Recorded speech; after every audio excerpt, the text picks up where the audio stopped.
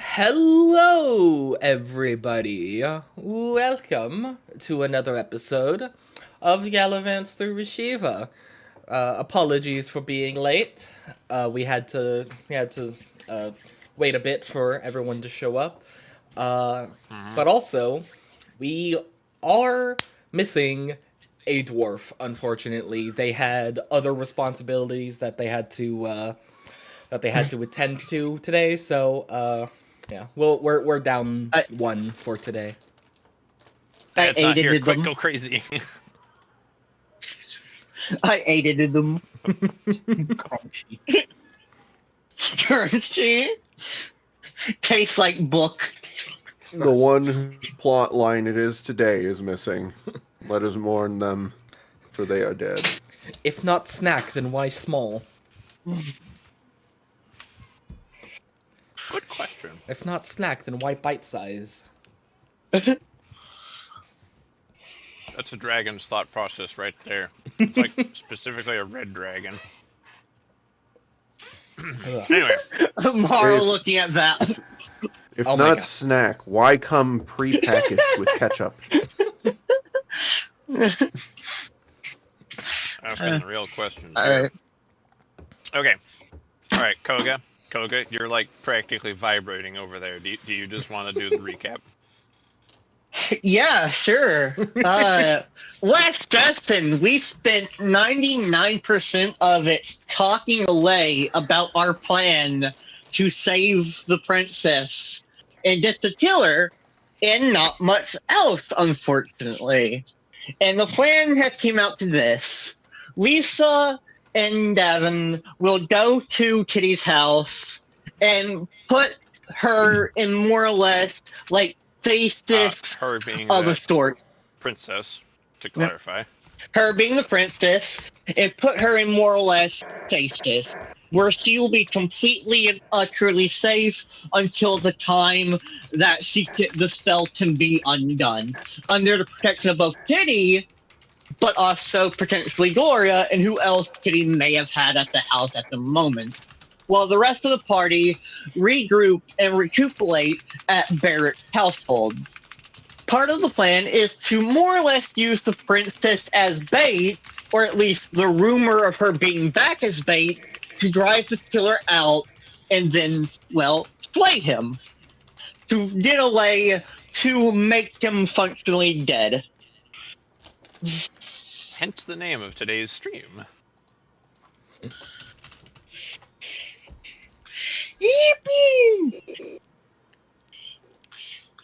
And we didn't do much outside of we didn't do that much outside of discussing the plan and starting out the first phase of it, which in this case is actually putting the woman in the spell. The amount of killers in the world stays the same. Wait, if we're all killers, wouldn't the number go down one? Wouldn't it increase by 3? What? No, never mind. Now's not the time for that.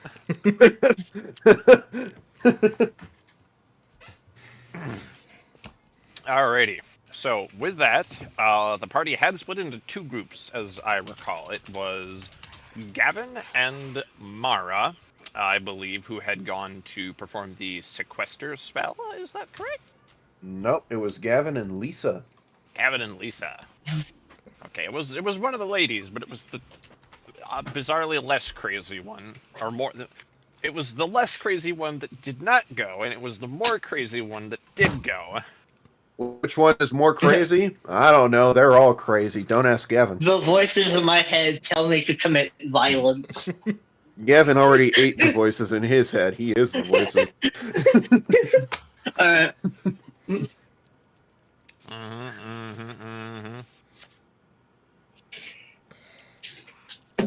So, go ahead and take us away, boys. Wait, who are we starting with? Lisa and Davin, or the party, or the remaining party? I mean, you guys didn't make a choice, so I just sort of threw the ball out there. One of y'all take it, go. Zerzan has some errands she would like to run to gather some things for this potential altercation. Okie dokie. Alrighty.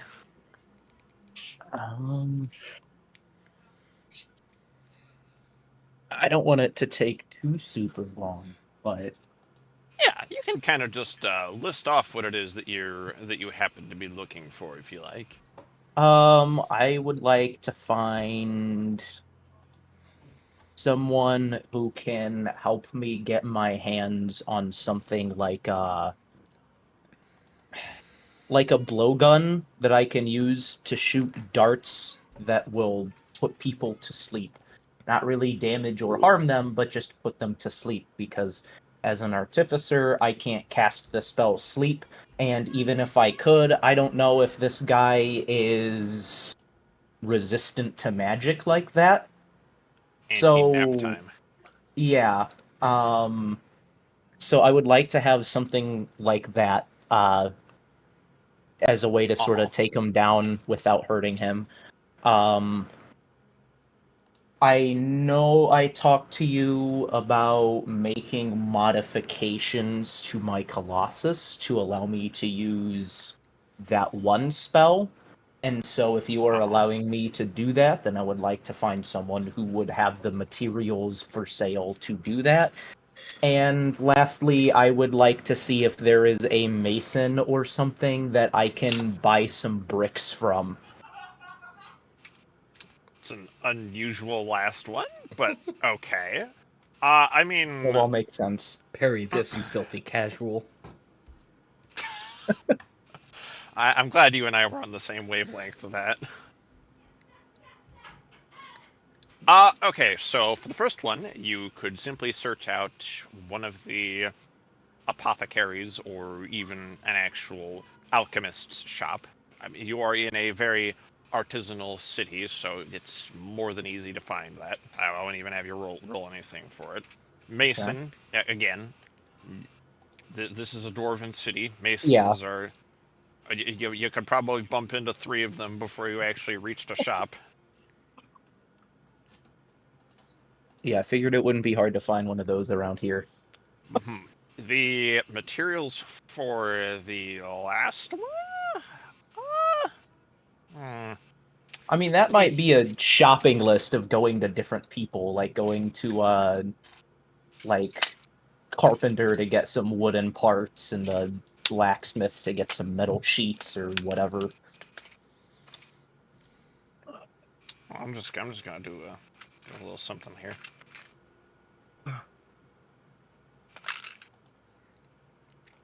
Oh, whoops! Did not mean to press that. I mean, as you ask around, there are some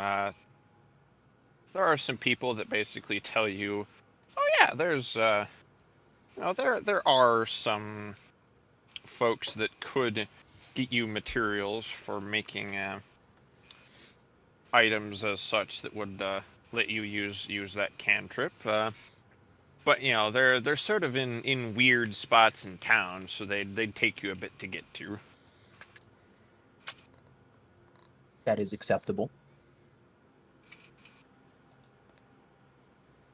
All right. So yeah, then you may go ahead and grab those materials.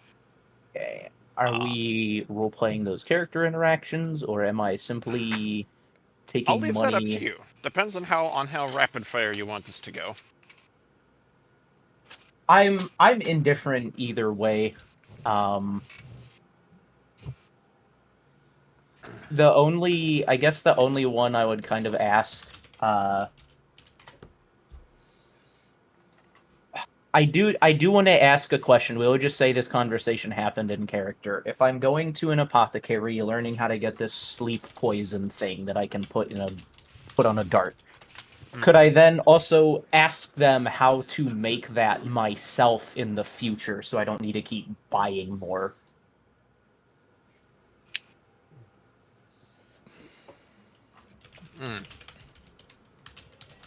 So this fella that runs the shop, after you've run your gambit of other questioning, ask him. He kind of, strokes his chin. He's a very, very thin man. Like, looks like he probably doesn't eat as much as he ought to. You kind of know how Jafar looks in his old man disguise at the start of Aladdin. Yeah. He has like not quite that bad of a wiry look, but he's maybe a year off of that. And he kind of strokes his chin a little and he thinks, I mean, you can pay me for the recipe. I wouldn't ask much, just a few silver for it. Seems reasonable enough, right?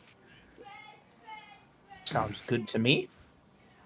Yes, I mean, I don't ever have these written down, so he grabs a sheet of paper from somewhere and goes like, it just has an old shopping list on it. Claps it on the thing, pulls out an ink quill, dips in, and scribbles down a list of ingredients.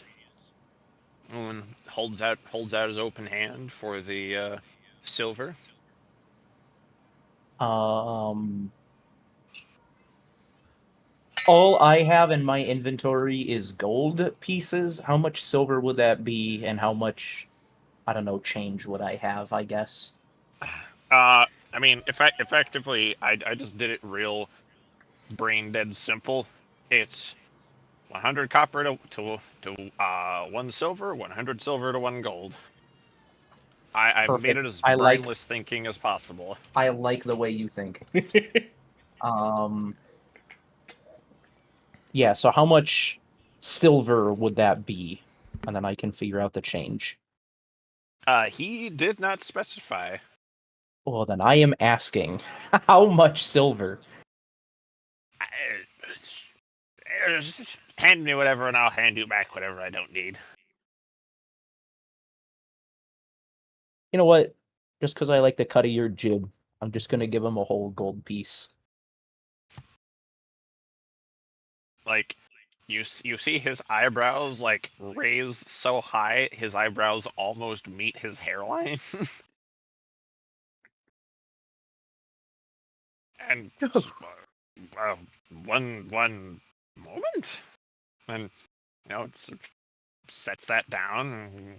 And, you hear jangling of metals, and then he sets down like A gold 80 piece. silver coins. It's like Such there. coinage has never been heard of around here. I was just going to give you the gold coin. I wasn't even going to ask for any change back.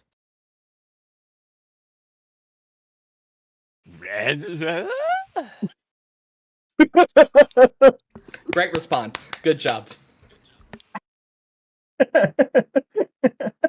I've never seen such riches. He kind of just like looks down at like he puts the gold coin back on the countertop and looks at it, looks at you, looks at it, looks at you. I just kind of gesture to it with both my hands, like, take it. He looks like he will be probably nonverbal for at least the next hour.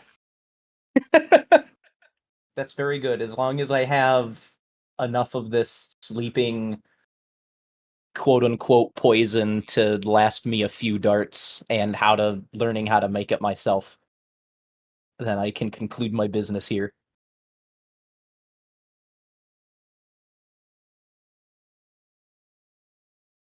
He just kind of nods, like...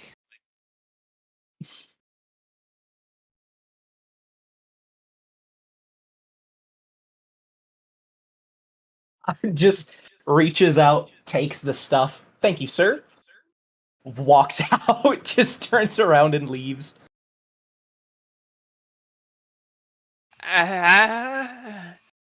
Is all he manages to say after you.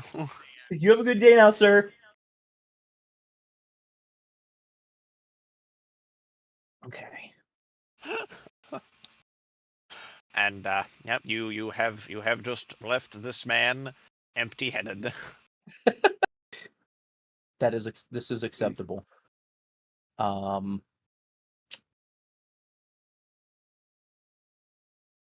Okay, so how much of this stuff do I have? Like, how much would I have in relation to number of darts?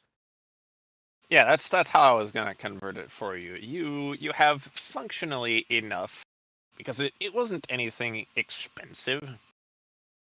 Honestly, it's like some pretty mundane materials, but you presently have enough to make about 30 darts if you make it fairly mild, and you have enough for about 8 if you make it very potent.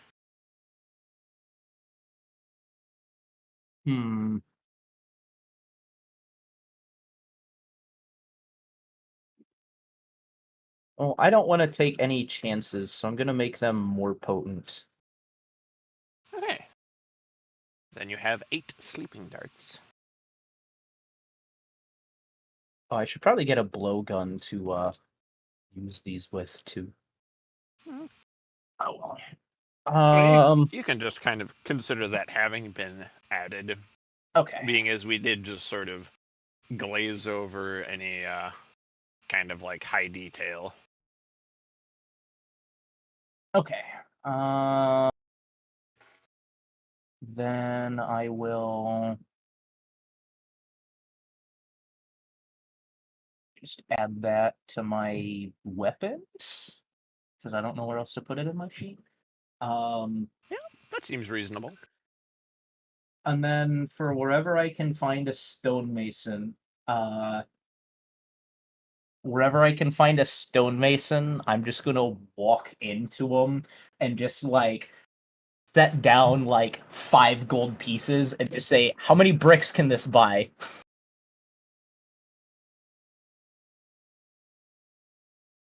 Kind of looks at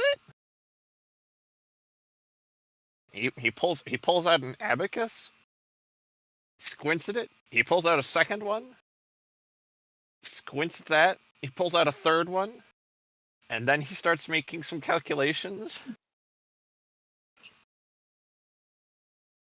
And eventually he's combing his beard like really slowly. He kind of makes a hemming and hawing face, and he kind of goes, I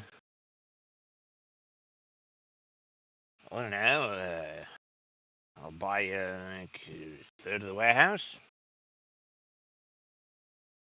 I don't know Right, if you want that much.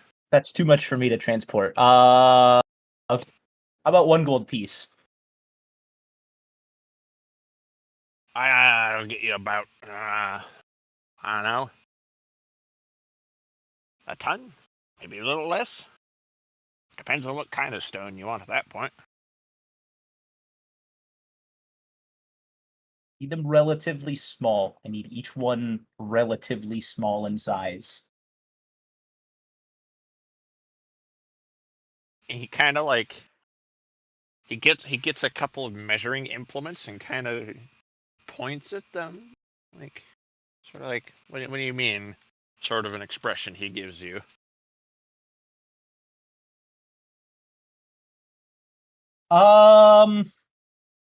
Ideally, I need to store them on that, and I'm gonna point to my wagon thing. So as many as I can fit on there, and I can't have each one weigh more than like maybe 5 pounds. So pretty small. I mean, hell, I'll take a bunch of rubble if you guys got some rubble laying around.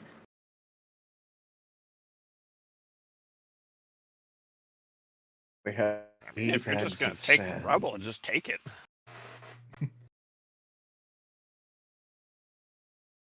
Slowly reaches out, pulls my coin back to me. Thank you, sir. I will take my cart over to wherever there's some like rubble, and I want to get as many small rocks, bricks, whatever as I can. that will still, within reason, fit on this cart. Fabulous. How many All right. people's how former people's homes can Zerzan fit in this?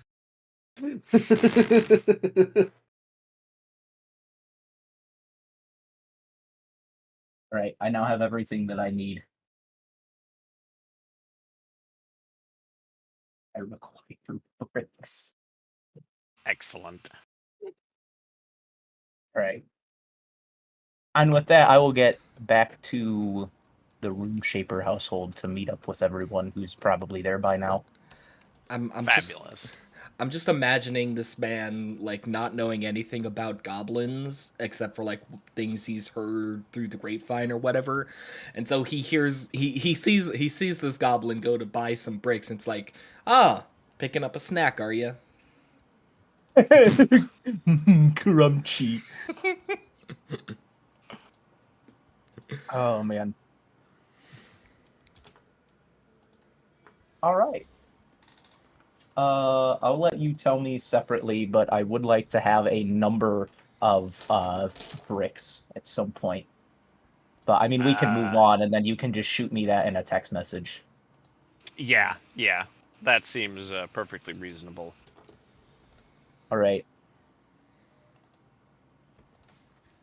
I will return to the RuneShaper household, where everyone but Gavin and Lisa are currently, correct? So that would be Mara and Val. Yeah, should be anyway. Yeah. Since our dwarf is not present. Yeah. Barrack is talking to people. Barrick's dad grounded him and sent him to his room for causing destruction. What again? Go to your room. The only problem is that go to your room doesn't really work for Barrack, because Barrack is functionally like Scotty from Star Trek. Oh, excellent. That'll give me a chance to catch up on my technical manuals. Go to your room. Fantastic. Right away. He has to be Alright. like, go to the boring room. Uh-huh. Okay. I have returned valiantly with random objects and items in my cart. Assorted paraphernalia.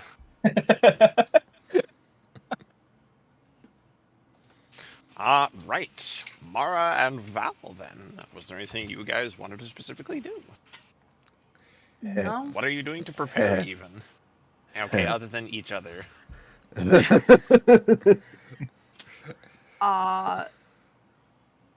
Not much, honestly, because Val has no means of really preparing for this situation. I should probably have Roll20 open. Fuck. Yeah, I was wondering why. useful. I was wondering why only like a couple of us were in here. Yeah, that's a good idea. All right. Let's see here. How much money does the Mara have? Plenty. All right. Mara is rebounding into shopaholicism. So, yeah, she's gonna go find a magic item shop of some variety. Fabulous. Excellent. I will do a small thing here. Ugh.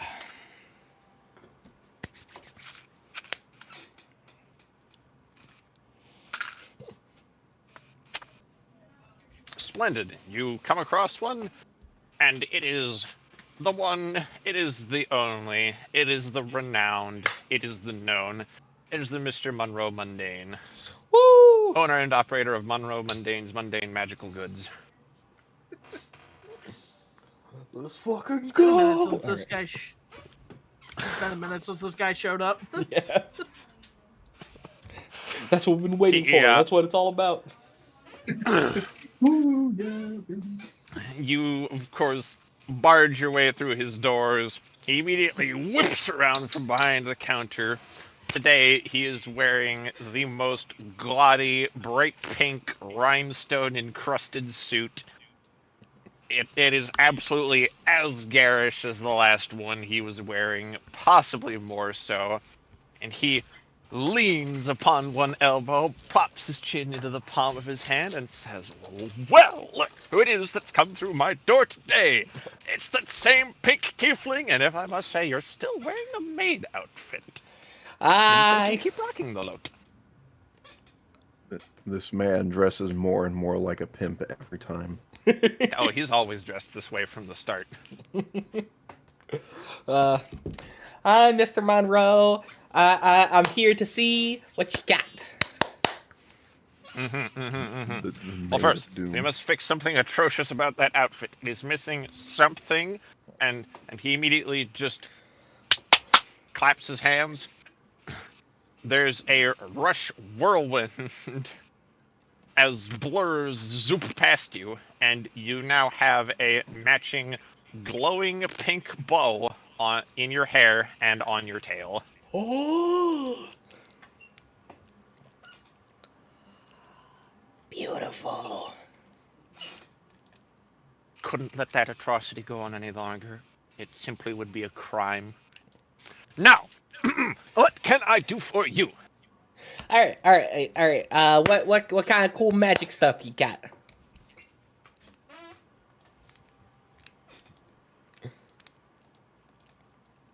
That is such an entirely wide and broad question. We would be here for years.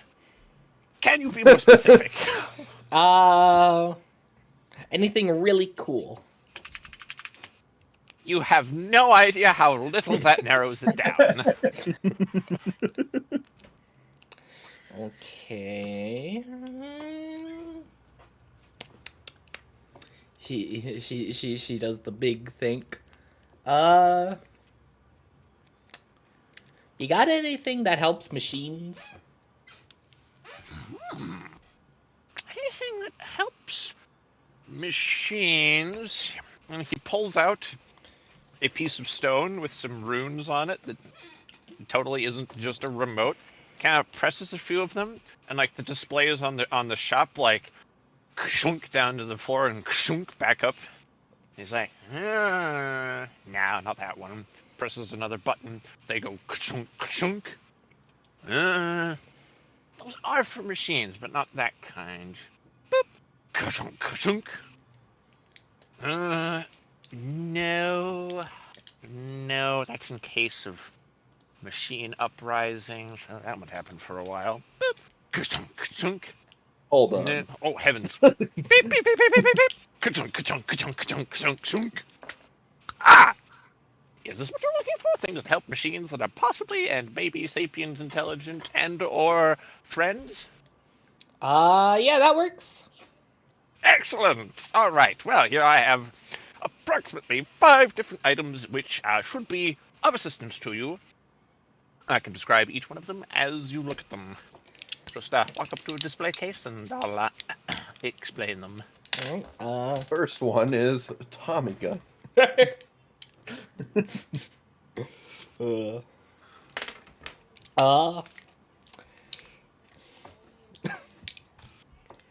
Watch Monroe turn out to be a Time Lord or something.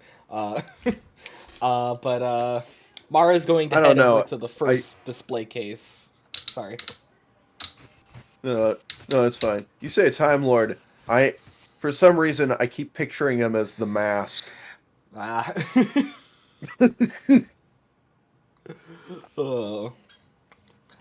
Yeah, Mara walks up to the first display case and inspects what it lies upon it. Excellent. That there. A very, very valuable one. This will immediately restore, twice per given day, any machine entity from a state of death, destruction, crumbliness, or otherwise non-operational, back to fully working condition. However, small caveat, it must not be in extremely tiny pieces. For instance, doesn't work on a watch. Way too many small pieces. Granted, you'd have to be unfathomably rich to even own a watch. So consider something more like just a clock. Gavin sneezes in the distance. He scratches his chin a little. Actually, I think I'm the only person that owns a watch in all Rashiva. Disregard the previous statement. Anyways, if your machine is big, let's say windmill breaks, repair it. Remember, twice per day. Twice per day. How much is it? Oh, that right there. Billion. Oh. It's a high utility. How's 10 gold pieces? Works for me. And Mara pulls out 10 gold and plops it down on the counter.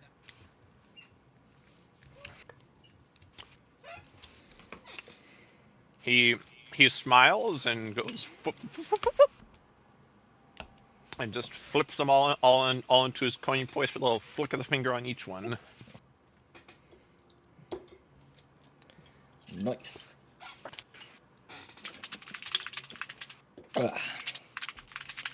And did you say this item was a wand or? It appears to be like a little canister with a little picture of a wrench on it. Ah. Is it So WD-40? Sorry, that was out of line. You know what? Honestly, that's funny enough. Yeah, it looks like a little spray can. That's actually too good to pass up. All right. There's a second one next to it. It's just caulk. Okay.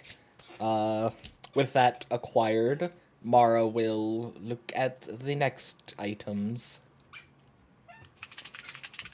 Alright. Hello, handsome. Should probably not watch that. The stream has Discord audio.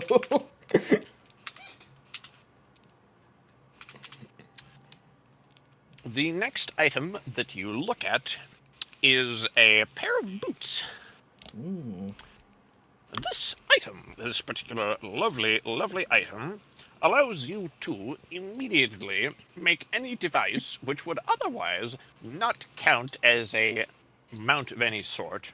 Like, I don't know, let's say you're on a wagon, you haven't got a horse. This item will let you immediately climb upon the wagon, and it will be able to temporarily, that's once per day, temporarily, turn it into a maneuverable, operatable object. However, you cannot take such a thing into any form of battle. As soon as that happens, the enchantment will scream, and it will then turn off. Why? I don't frankly know. I think it was made by a farmer who learned wizardry from his drunken uncle, and it's got some quirks. Also, don't take it near any sheep. What happens with sheep? Better not to find out. This this sounds suspiciously specific enough for it to be an SCP. Also, yes, Koga, you can put it on a Roomba. Alright. Next item. Maybe. The next item that you come across appears to be some kind of a... It looks like a screwdriver, basically. Ah, that one. That's actually something that I made. That will let you restore an amount of durability to any machine. It's approximately half, a third. If I'm entirely honest, I don't really remember how much it's supposed to heal. But it will let you repair and restore any machines which are in your possession. And an important thing, it refills these not daily, but nightly. You see, one quirk I had to work out is that for some reason, sunlight wouldn't restore its magical charge. Only moonlight. So leave it out in the moonlight overnight, and it'll be fine.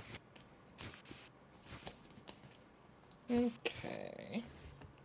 Now, in game terms, it has approximately 50 hit points worth of effectively lay on hands that only works on machines. Gotcha. All right.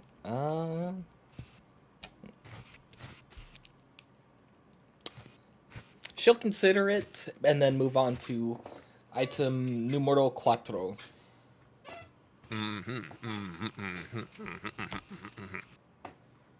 This last one appears to just be a rock with a question mark on it.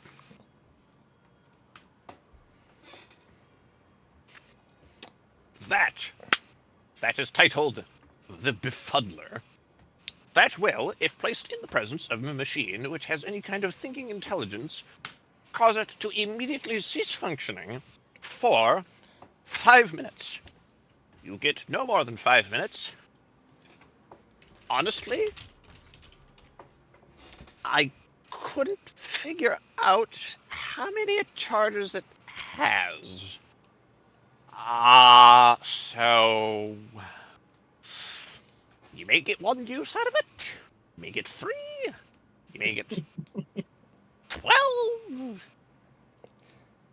I'll take it. Excellent. That'll just be, I don't know, it's not even very complex magical item. 10 silver. Pittance, basically. What'd you say it was again? 10 silver. 10 silver. Okay. Mara plops down a gold coin because she doesn't have any silver. He pulls out effectively a big cleaver, taps the cleaver to the gold coin, which splits into even stacks of 10 silver each. He slides 10 to himself, slides the rest back toward you. Alright. So, Earth just got more bulky with less money. so that's...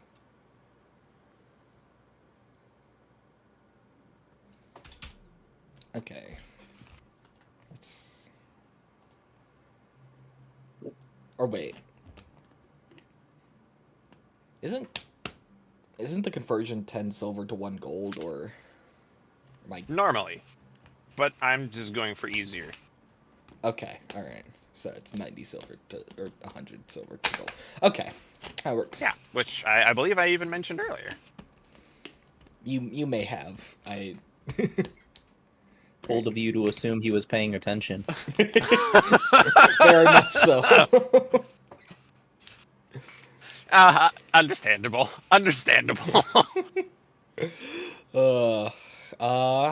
Alright. So, I have the funny confusion rock and the,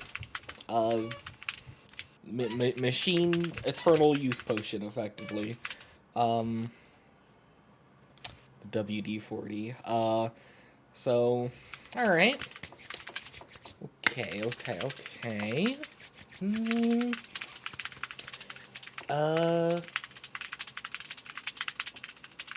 Oh shit. Hey.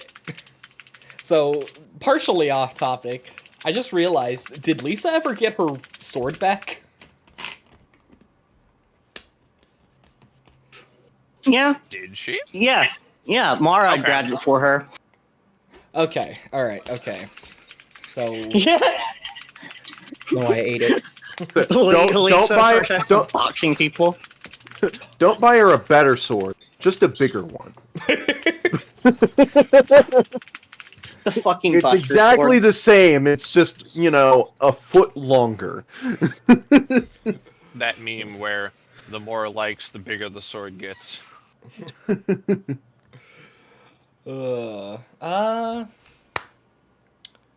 got any magic heavy armor?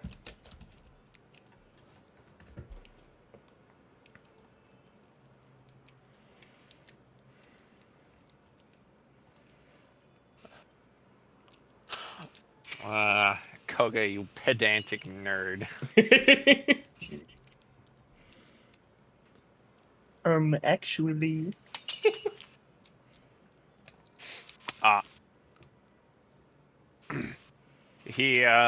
He thinks this is heavy armor. Yes. Can you be a little more specific? uh,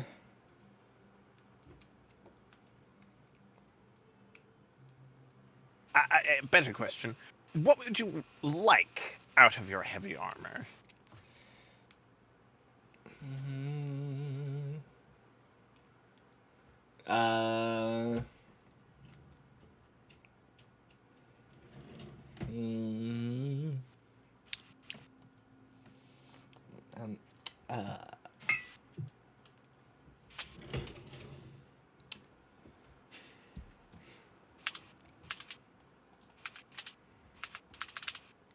do you got anything that helps with fall damage?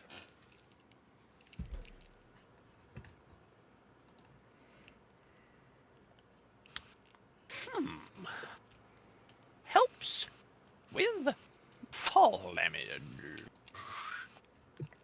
Heavy armor. Yes.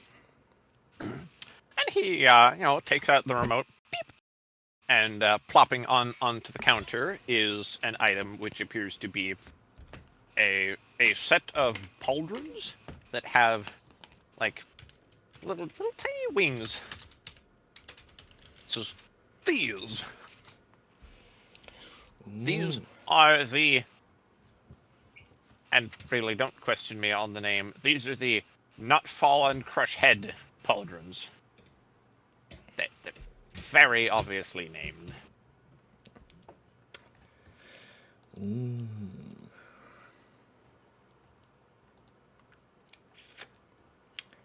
I will take them. Excellent. Important to note, you have 3 falls you may survive per day with these. They basically prevent damage from any fall should you say the word at the top of your lungs, "Help, I'm falling." Granted, it's important to know they work from any distance, so if you fall 3 inches and say the command word, that will spend a charge. So, be aware. Alright. And how much did they cost? Those will cost you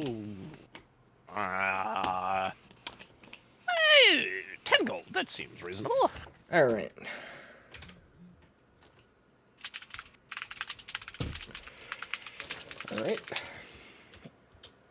Alright. And...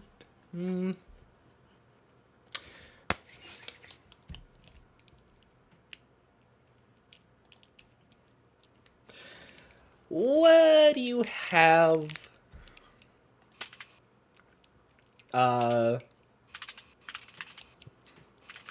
A quick question. Is Val's bow magic at all, or is it just a regular ass bow? It's magic. Okay. You got any cool magic arrows?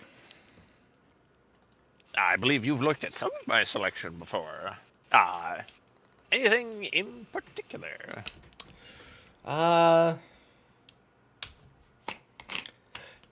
You got any that explode?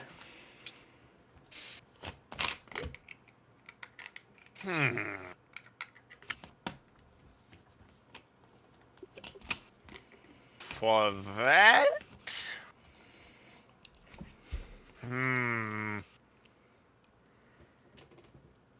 I'll ask you this. Are you the sort that can be trusted with such?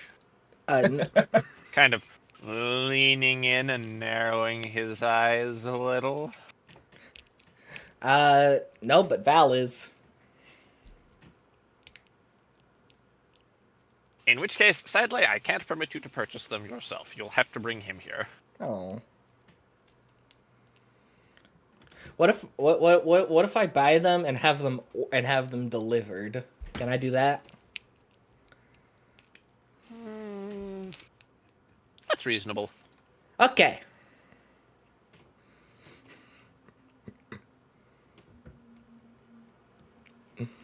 Ugh.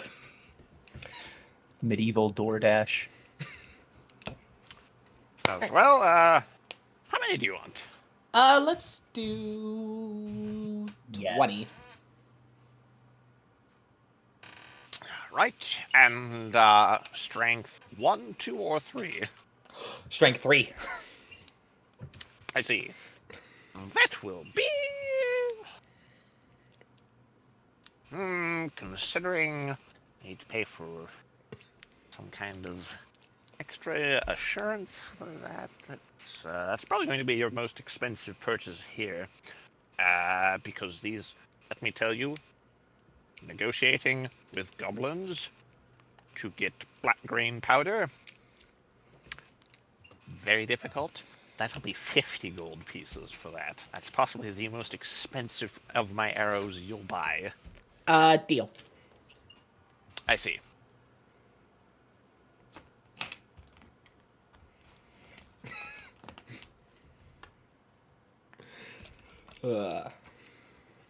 He clears his throat. Remember to put the coin on the... Yep. And give the gold. Have this delivered to the she thinks for a minute. The Rune Shaper house. Splendid. Val, where are you currently sitting? Or what are you doing? Val's probably just found himself a quiet corner to sit in and probably drink, probably like a teapot's worth of fucking tea, as he is contemplating on the likelihood of our success in the near future.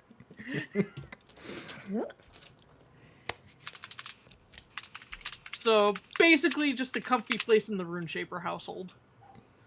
Excellent, excellent. Friend, have you ever received a mail bomb?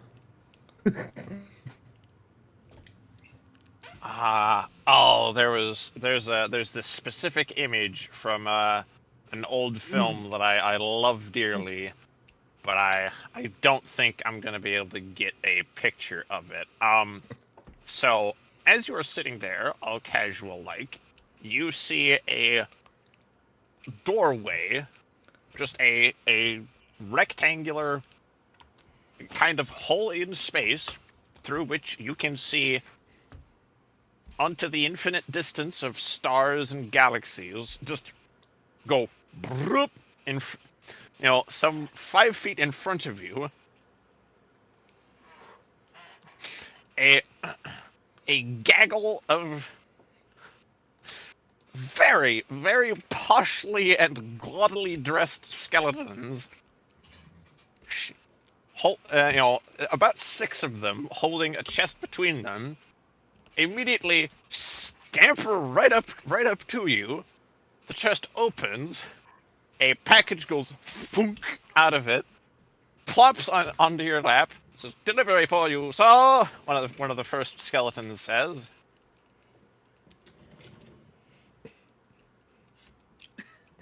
Val Employees probably are did exactly skeletons. what I was already going to make an Amazon joke.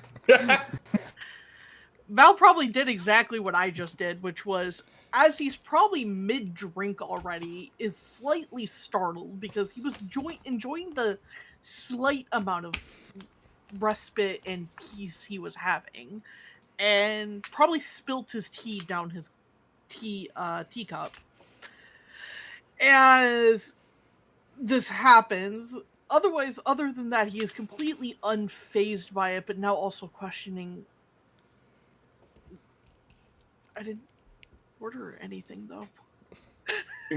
Congratulations. Enjoy your multiversal Amazon delivery package. It's a Moab. Mozambique, yeah. Anyways. I found a picture. Splendid, splendid. I found a picture of it. So that's the sort of doorway you see just appear in front of you. Ah. Yes, the otherworldly rectangle. So as you say, I didn't order this. Immediately, he holds out paperwork and says, "Please sign here for your delivery." Takes a pen from probably nearby, it's the Rune Shaper house, and dips it, the quill in, and signs. He immediately gives it a flick. It rolls back into a scroll, which he tucks into a pocket. Salutes you. They all simultaneously heft up the chest, do a 360 U-turn, and then they do a 180 to actually turn back towards the door, and with a sound of just gaggle their way back through the doorway, which closes with about that same sound.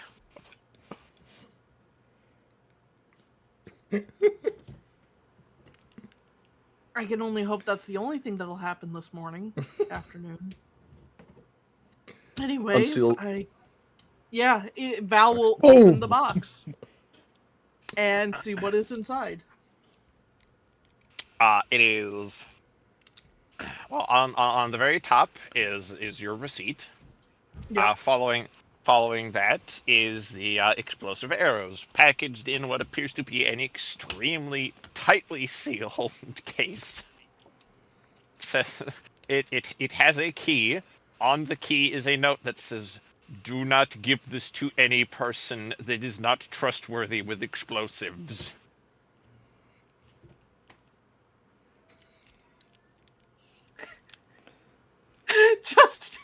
Just looking at it, Val is questioning what has happened, why is this here, and now I gotta double check something. To getting me No, from beyond. not Val gotta double check something, and good God, he probably would have had that as his first thought and been like, I'm not sure if I want it.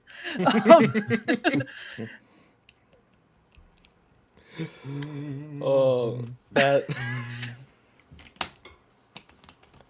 I have to ask, was that a planned thing, or did you just improvise all of that? I plan very few things in this campaign, largely on purpose. So virtually that entire thing was ad-libbed. However, it is all accurate to his character. That is amazing. All right. This man straight up is multiversal Amazon. Alright, Lana. And he dresses as such. I gotta ask a couple of questions real quick. Go for it. So these arrows are in a special sealed container with a locking key, correct? Indeed. Alright. Is there any warning label that says that they can safely be removed from this into another container? Such as a quiver? I mean, there's like look, bro, this is not like our world. There aren't warning labels on everything because people have some modicum of common sense. Well, that's very fair, but this also came with the warning label of do not trust with other people. I mean, yeah, but like that. Like, It's the only thing you self-explanatory, I maybe get it. see is like a little placard that says, "Caution, do not store in or near flames and or decorative lava pits." Like, but that's like all the other warning you get. Okay, that's fair. So we're not gonna do what I was thinking because I just also remembered that those are probably in there. So yeah, no, Val just is going to keep this next to him while he just continues his morning tea, and he will be like, I will figure it out later. Didn't I get you the pocket dimension fucking... Yeah, the quiver of, I'm gonna butcher the name, but Alona. Which, can store up to 60 arrows, bolts, or similar objects.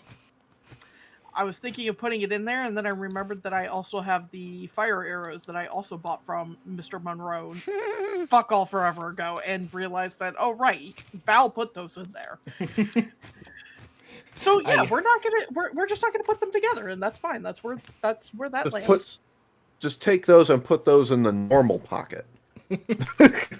Yeah, Val's just gonna buy a special quiver for these, and honestly, I think he's just gonna makeshift the container they're in into basically a quiver. Excellent. All right, Mara, anything else you want to do? All right. Okay. So, bought something for Zers. Bought something for Lisa. Bought something for Val. All right. Let's see here.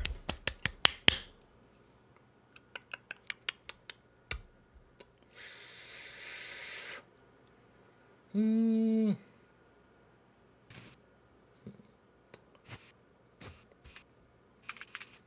Okay.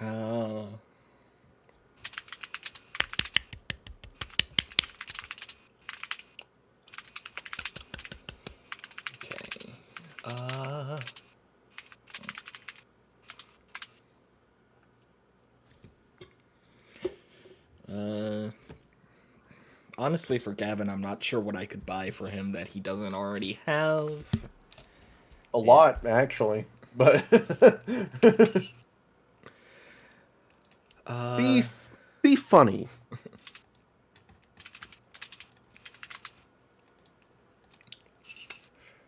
Ricks. You got anything for preventing werewolf transformation?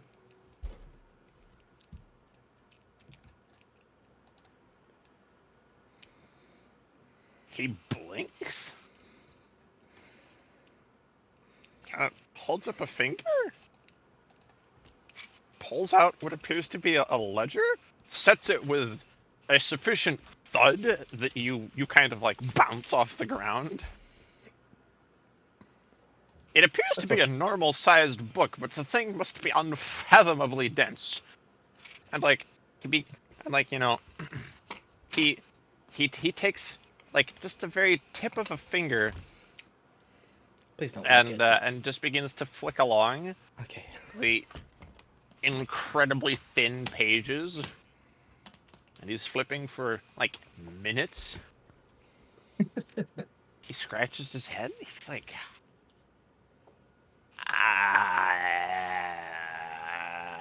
the best I could do is something to occupy you if you're already transformed. Works for me. Yeah, it's not something like most people that are lycanthropes are either are and are evil about it, or are and are good about it. So, like, there's not really often an in between.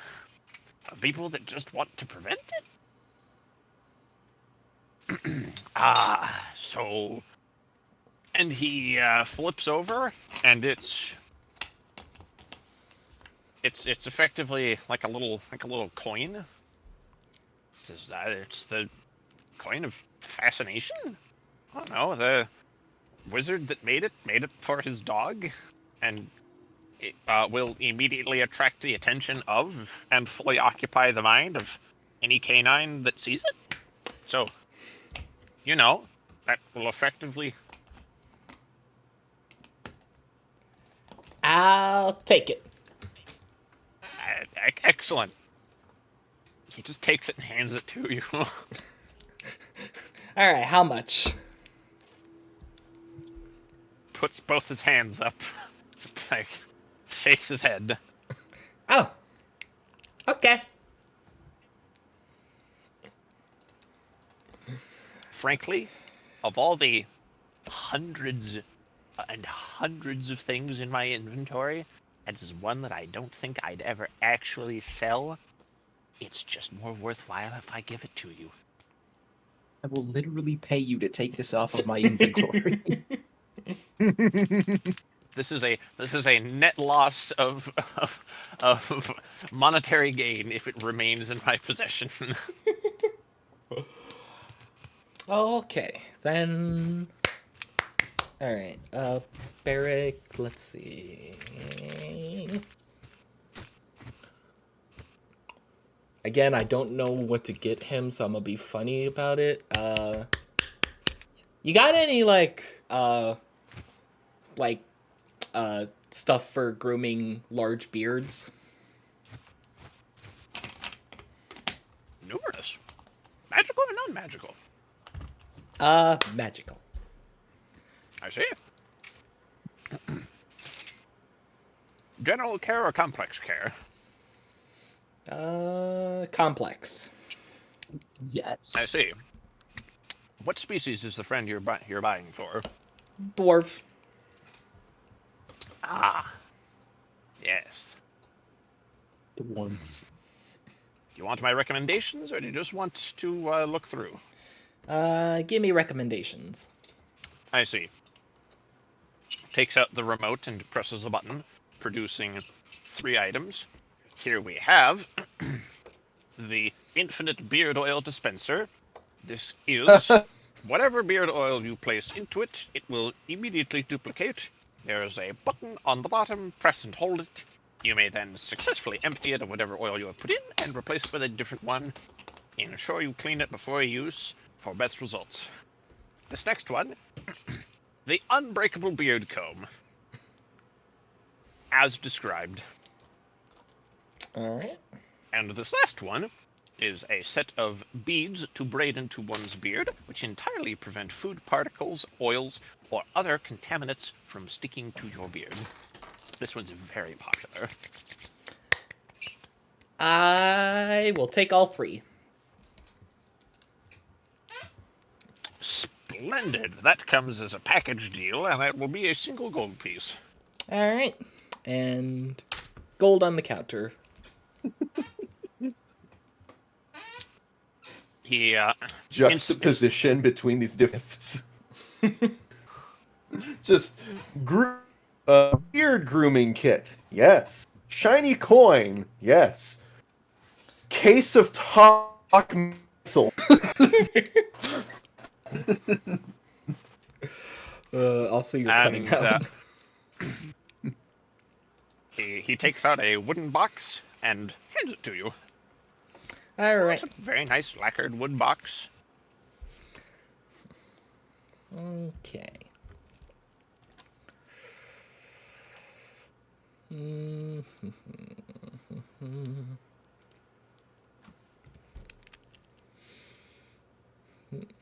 And lastly, for myself, let's see.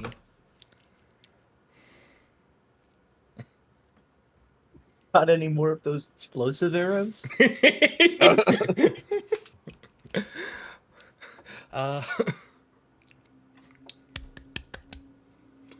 You have any magic playing cards?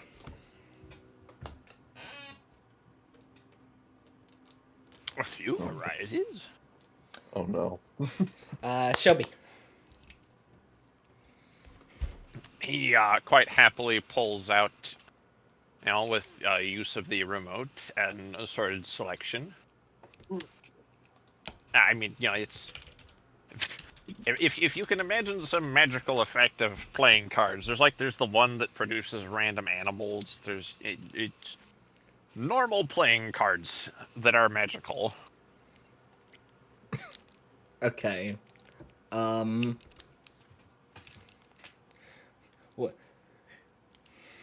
What? I assume he's not just gonna be selling a deck of many things, so I'll just ask: what is the closest thing one could get to a deck of many things? Oh no.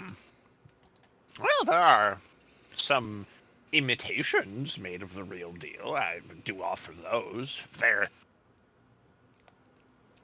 considered quite a luxury item, however. How much? That is a solid platinum piece. And frankly, I'll be surprised if you have one. What's the conversion rate? That is a solid 100 gold. Mara winces a bit at that, thinks for a minute. I'll just reimburse myself when we get back to the... No, she wouldn't know the word reimburse. I'll just pay myself back when we get back to the castle. She wouldn't know the word reimburse. Memorable words. That's funny for a character who canonically is somehow very good with money. And yep, she counts up 100 gold. It takes her a few minutes, but plops it on the table.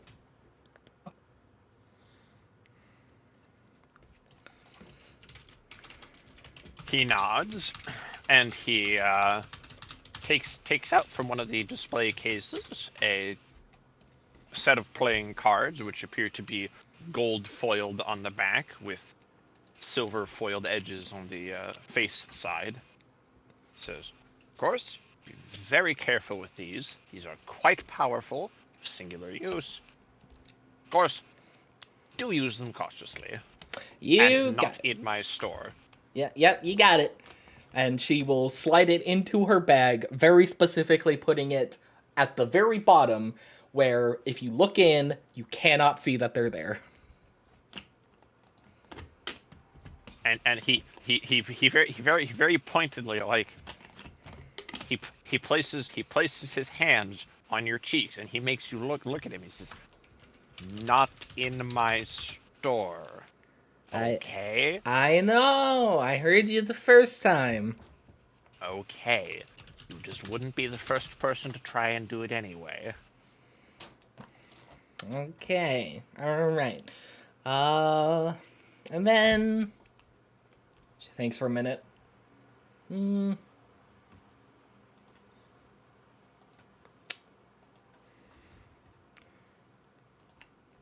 got any magic lipstick? I wasn't expecting that one. Mara's trying to go bankrupt. I mean, yes. Not a huge variety, but yes. Show me. What kind?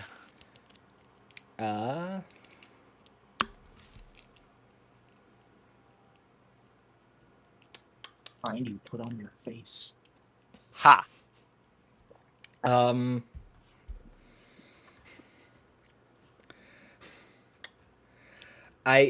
don't know how to ask for this in character, but what I'm effectively trying to get is hopefully something that will be able to take me past a +5 in charisma, past 20 stat, if that exists. Oh, like the book? What? There's books that you can take like 48 hours to read or some shit, and they increase your stats. Huh. Like, Permanently. That is past my inventory. Oh.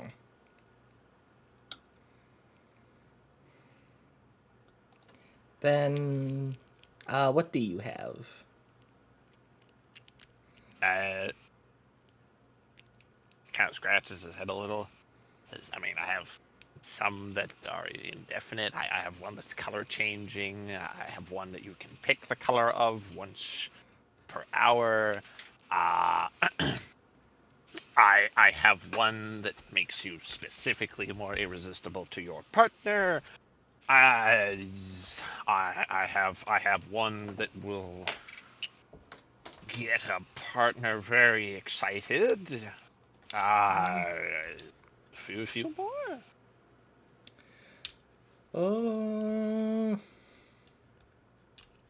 Give me the exciting one.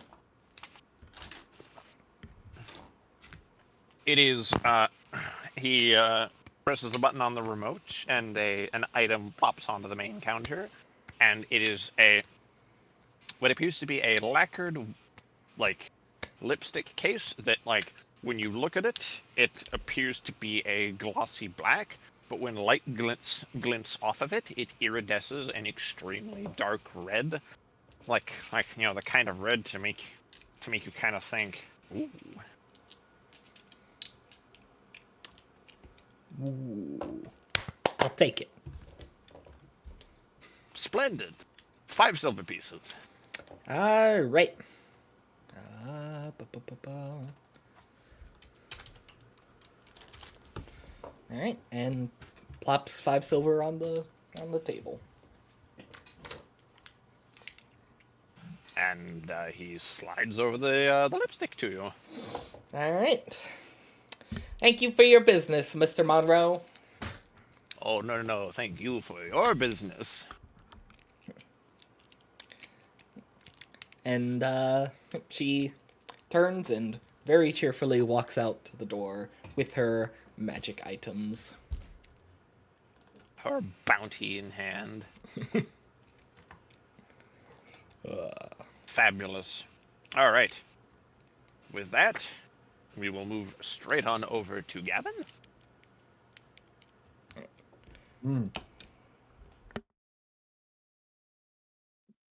Gavin and Lisa. Oh no. Indeed. Ayo, Cogs. Cogs. Hi, Al. Yeah. Don't say it like that. Goodness gracious. we cut to Lisa and Gavin, and they're just strangling each other. It couldn't last like 2 minutes alone without trying to kill one another. Ah, friendship at its best. Alright. So I think last time we checked, they had just activated the teleportation circle to get back to Kitty's home. Which will also be Lisa's first introduction to his sort of extended relationships. Extended relationships to the man's wife, you mean? Yes, of course. This is the first time you met his wife, and meet Gloria and anyone else who might be around that area. Us working in the kingdom. Sweet. So I guess ladies never been to a different country before.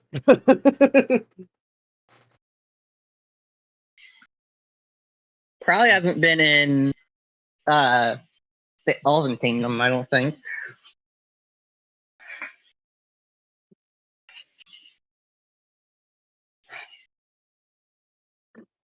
And we first show up in the office.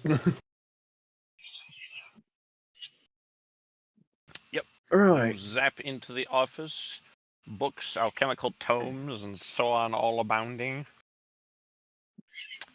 Much differently arranged than how you had first seen it. This is much more, it appears, to Gloria's liking, with all of the alchemical tomes in easy reach of the chair by the desk, and anything else sort of based on level of interest is increasingly further and further away from the chair.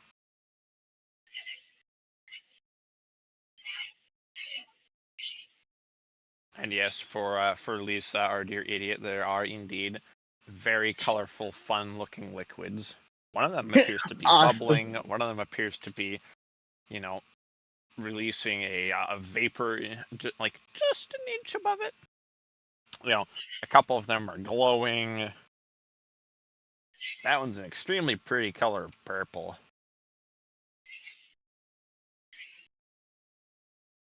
Drink it. I highly recommend. I highly recommend you do not touch anything in here. This isn't even my office.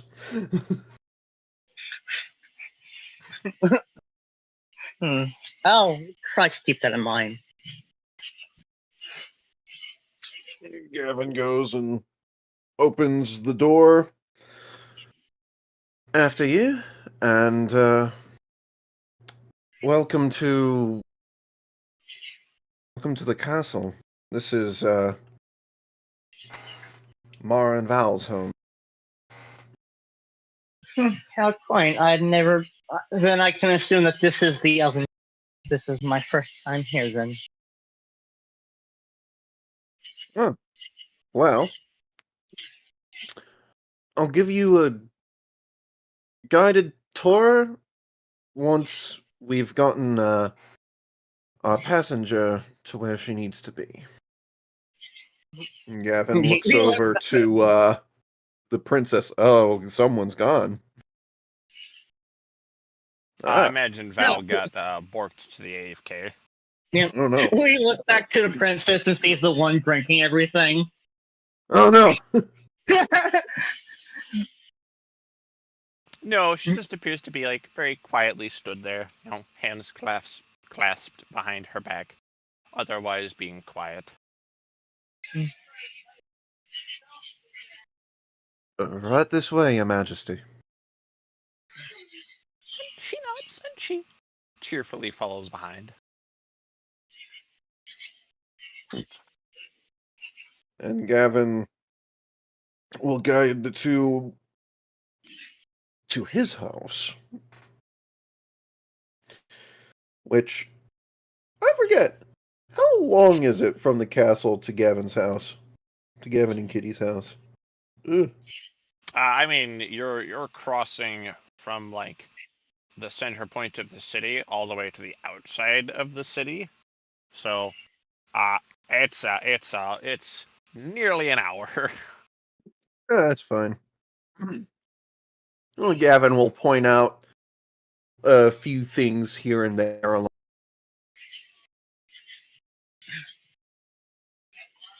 Like, you should try the, you should try those sweet buns over there. They're very nice. At least it seals the street I'm hitting. Don't steal the sweet bun. No.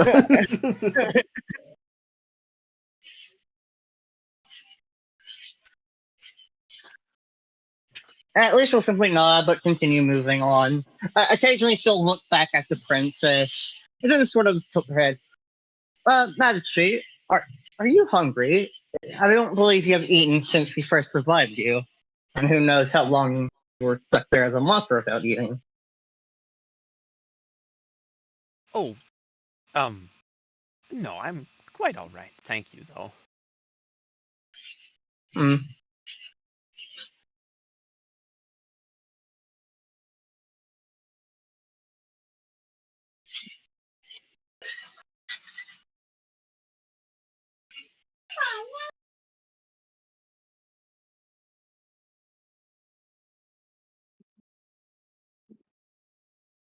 I do appreciate your thinking of me, though. But yes, I'm quite fine. Very well then. We'll continue on our way. Hopefully we'll get there soon enough, despite the length.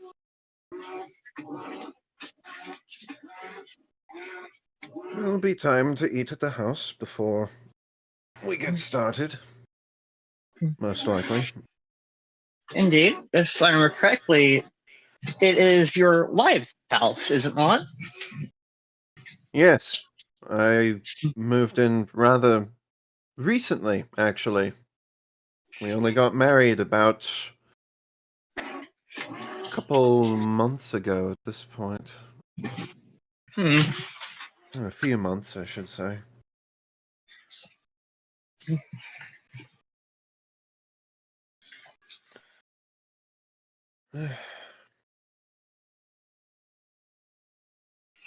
Would have been married to her a long time ago.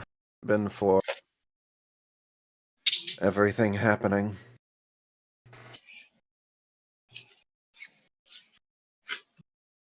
Well, it's not like I would know anything about that. It's been sort of plans for a moment in this drugs. Well, I'm happy that love continues to bloom, even despite everything.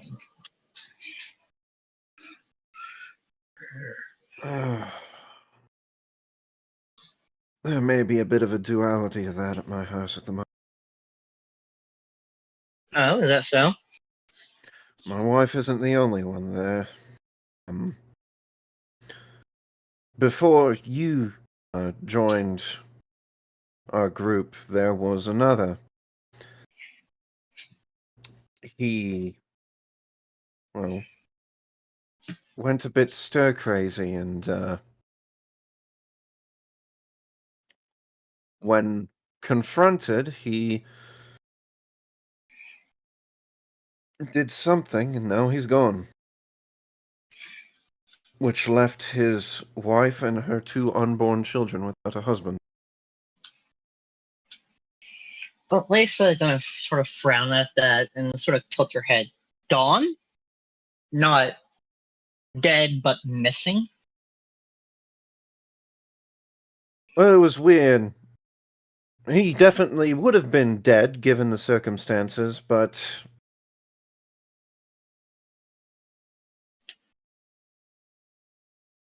he pulled something before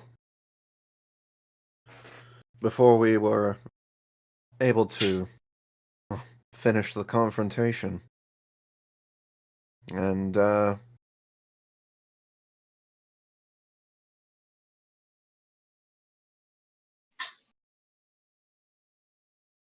you saw that hole in the top of the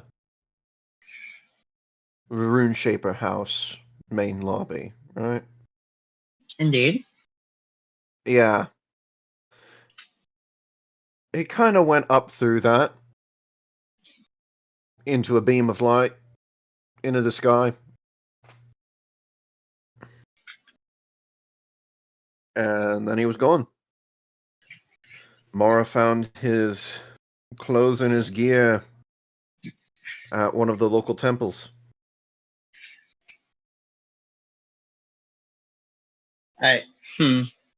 Oh, odd. I wasn't aware that.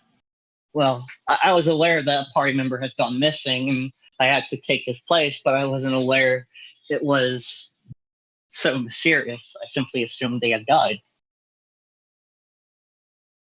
Honestly, we're not sure.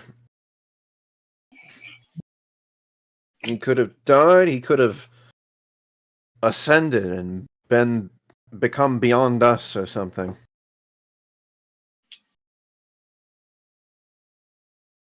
Either way, if I see him again, I'm gonna punch him in the face. Oh, I won't stop you there. And Lisa then simply nod to me marching on. Right. Arriving at the house. Indeed. There is the smell of baked goods wafting from the windows and doors. Sounds of chipper chattering and yammering.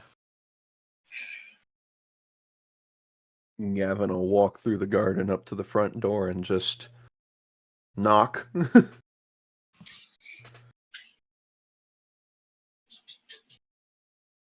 There's a sound of from what sounds to be Gloria's voice, and then there is a sound of scampering footsteps. Then Kitty comes to the door and opens it up. Seeing you, immediately takes hold of your entire head, and you are the one being dipped down into a kiss. Gavin leans into it.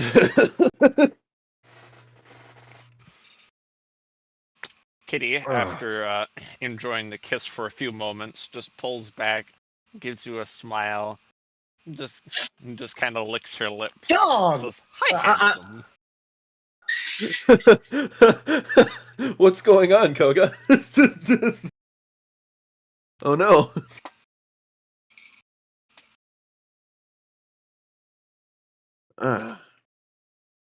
I'm sorry. Rushy, my little dog, walked up to me and sneezed right on my leg. Ah! Why did he do that? What? Oh my! He does it all the time. All right, I'm sorry. He's just trying to show how much he loves you. Let me share my fluids. All right. At least this isn't a watch between Davin and Kitty. Just sort of standing there. Gavin kind of gestures with his head back to the other two. We have guests, dear. Kitty looks up, kind of makes a start of surprise, which means she accidentally drops her hold of you, which means you kind of go thunk the last foot to the floor. And she goes, I'm so sorry. Oh, okay. Oh, you're fine. Still laying on the floor, on the ground, in the dirt. And Gavin gestures over. Kitty, this is... And I completely, as the name of Princess. Golly, let me check my own notes.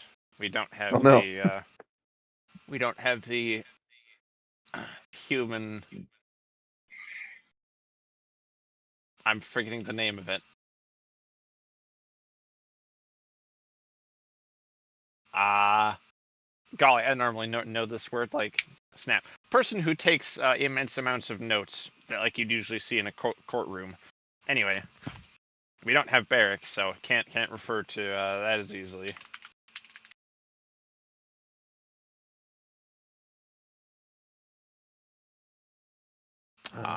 Okay, it's not on that note sheet. This note sheet. No, it is not on that note sheet.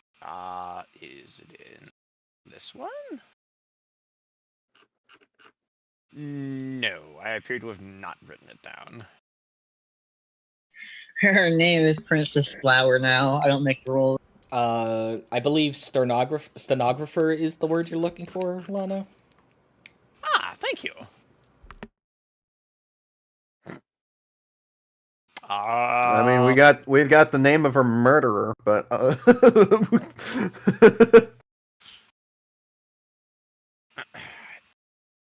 yeah. Now, honestly, flower works for now, just because we can't find it. This is the believed to be deceased princess of the kingdom.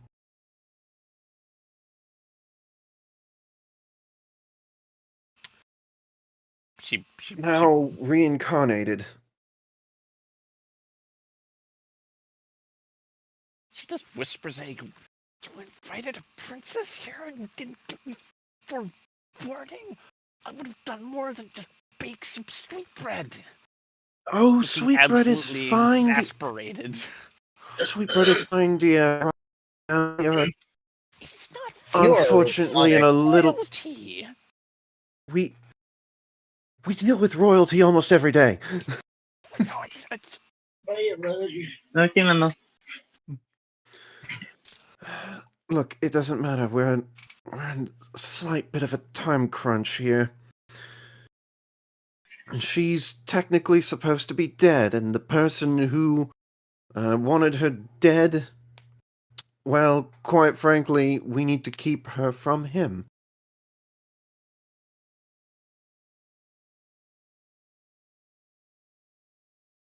Which means we need to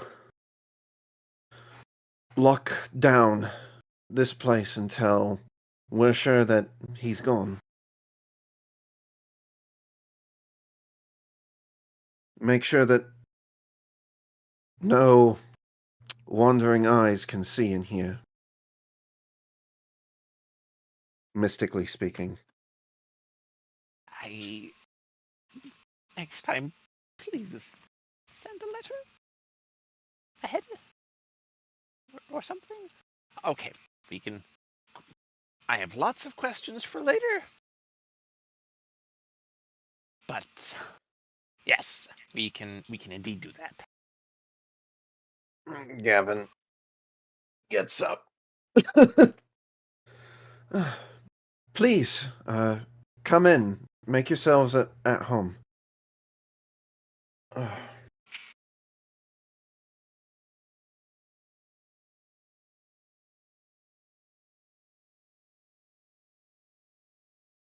And then Lisa's gonna simply nod and begin to enter. Oh, right, Lisa, divine ordained servant to the party. Pleasure to meet your acquaintance. Well, this is not how I would normally greet people, but, well, Kitty is my name, simply. Lisa blinks and decides to not bring it up. Not bring up what? Her having a weird name. That's my wife. No.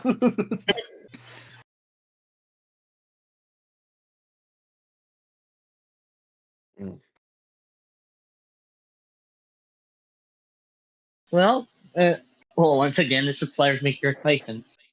I hear that there's someone else, in your presence for now.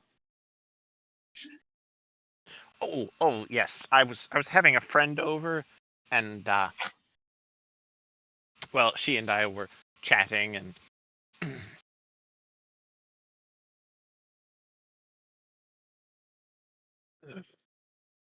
in fact, better if I don't explain the nature of why she isn't present in the room.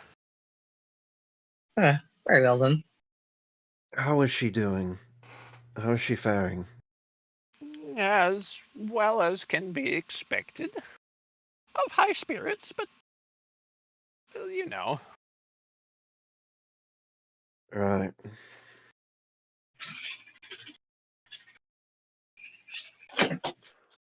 Well, the first thing I'm going to do right now is at the very least get a private sanctum up.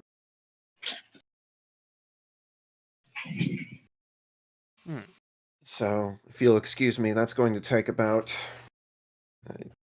20 minutes. Very well. I'll get some food readied. Thank you. Alright. Gavin gives her another kiss and gets to work. Indeed. For the sake of brevity, would you like to describe precisely what preparations you're making whilst there? First thing is Mordenkainen's private sanctum, Okay. so that no divination spells and whatnot can look into the area.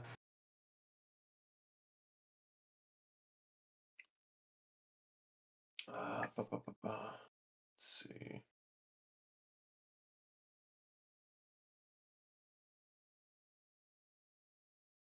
That's really the one thing I'm doing at this moment. Okay. Then I will also ask, what does actually performing the sequester ritual involve?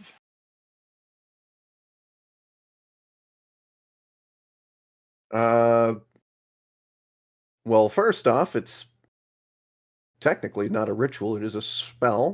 It is one action, and it requires a mixed powder composed of diamond, emerald, ruby, and sapphire dust worth at least 5,000 gold pieces, which is consumed by the spell. Gadzooks. Yes. Mara thought she was breaking the bank.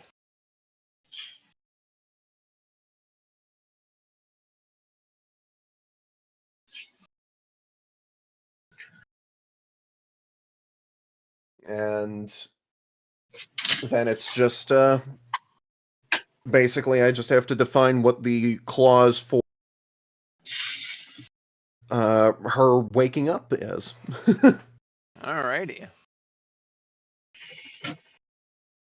And until she wakes up, she's invisible, cannot be targeted by divination or received through scrying, and she is in a state of suspended animation where time simply ceases to flow for her, and she does not grow older. Neat. The only other condition in which the spell can be dispelled is if the caster dispels it. Or, say, someone casts Dispel Magic at, I don't know, 8th level or higher.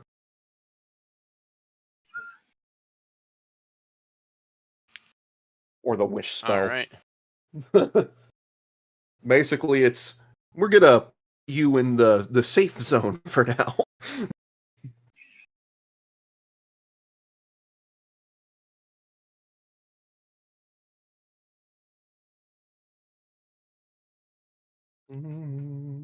Welcome back. Welcome back.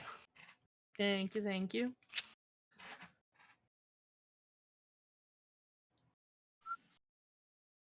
Glad to have you. How's the torture room? It was very, very quiet. It was not what I expected to come back to. Indeed.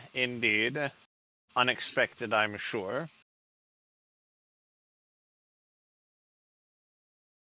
Dang, that's usually the opposite of what a torture room should be.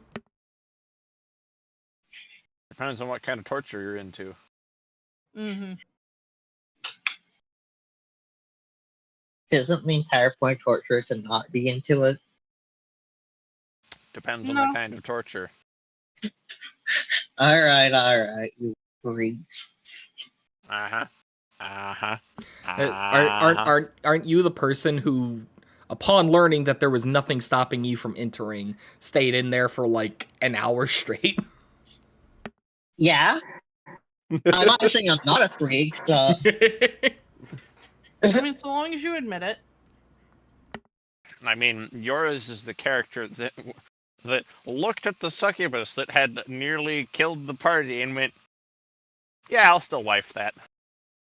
Still tapping. Wow, I really shouldn't stick my dick in that. However...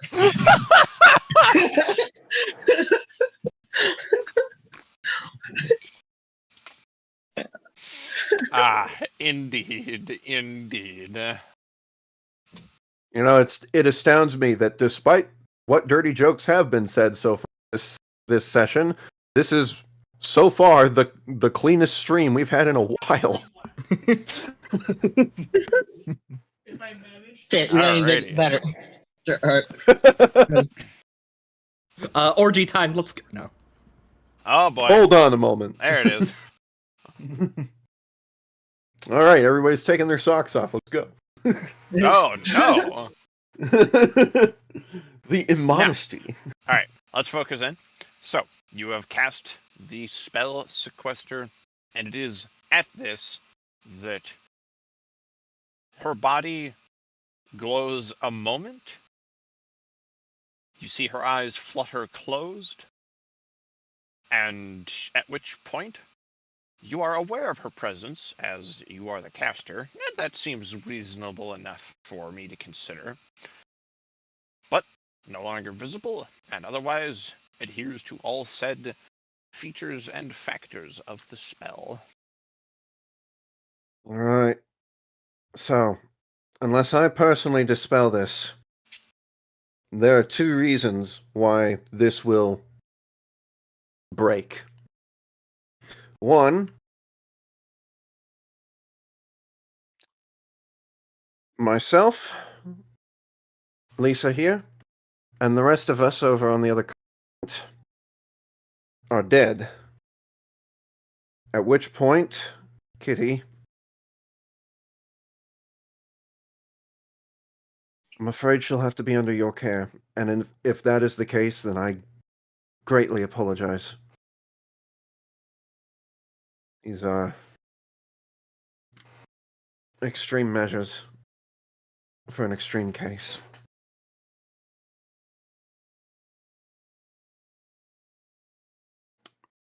The other case is that her pursuer, her murderer, and all of the others in the surviving cult that he is a part of are dead instead.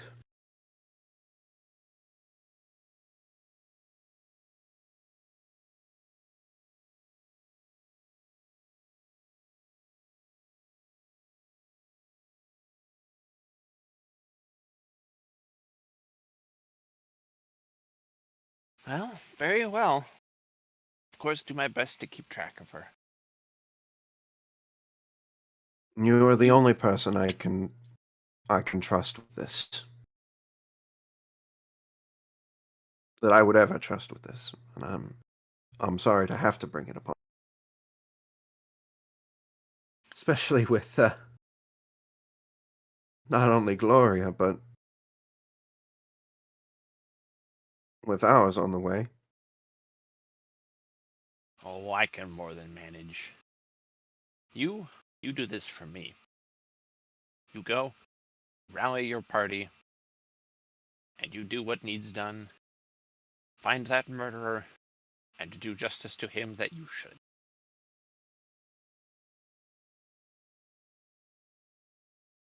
This'll be my most difficult hunt yet. They can only die if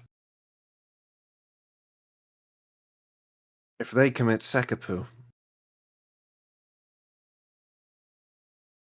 with their own ritual daggers,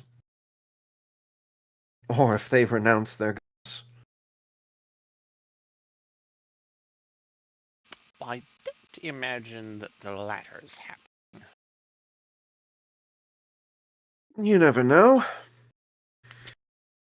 The breaking of the will and demoralization is quite an abstract and terrifying art. Mm-hmm. And I, unfortunately, happen to have perfected it years ago.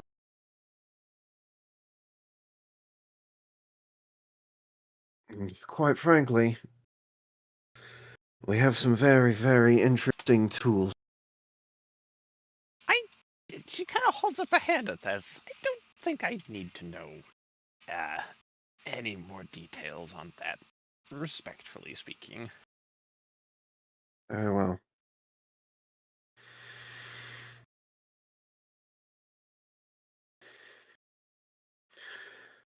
In the meantime, we need to keep this place. We need to keep our home guarded from prying eyes, as well as our thoughts.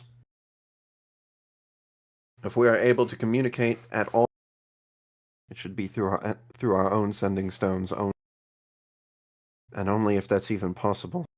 Protection magics.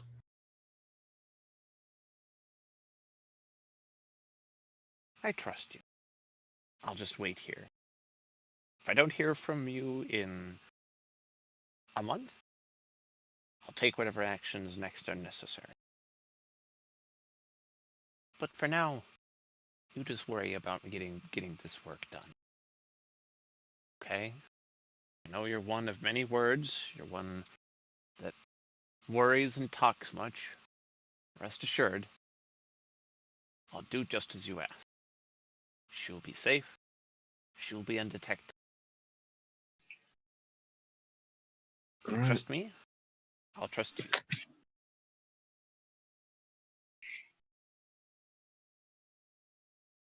you. Gavin goes in for a kiss and then asks,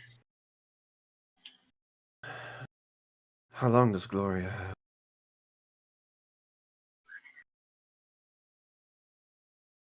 Hard to say.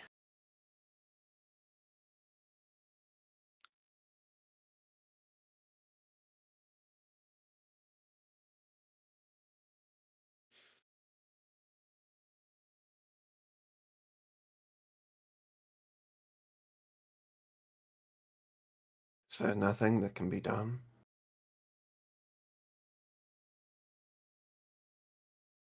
not particularly. The only thing would really be is if we could somehow get hold of Gideon.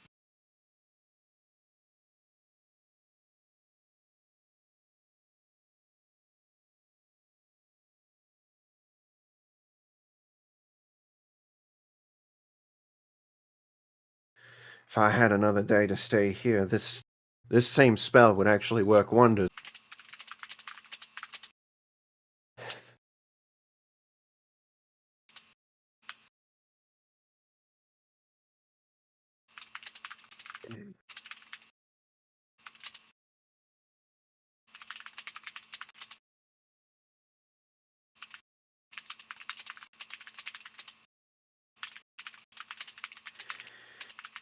All right.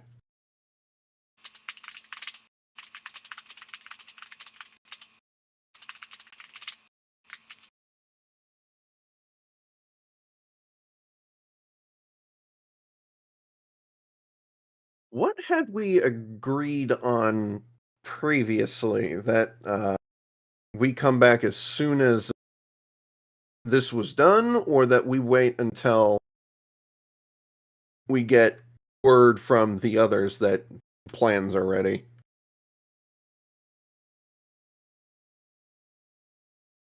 I think it was planned. Good. I was gonna say the opposite, but I know Koga's got a very good memory, so It was 6 years until the plan was ready, but I'm sure that it would be more convenient if it was us to head back. So there's not any reason to wait. And plus, if they're all together, it'll make planning easier. uh-huh.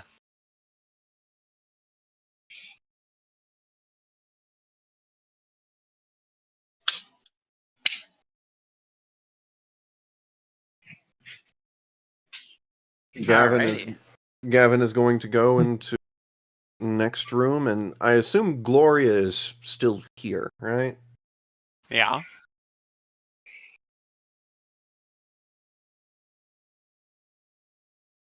What's her expression on seeing me? I know she was super thrilled with me after hearing some things.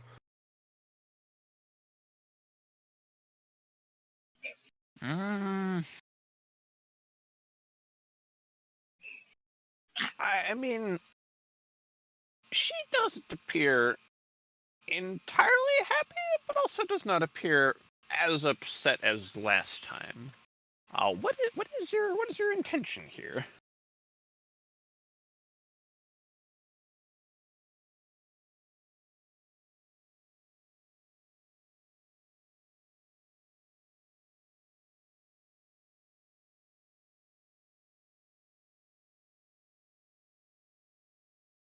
I'm sorry for everything that's happened.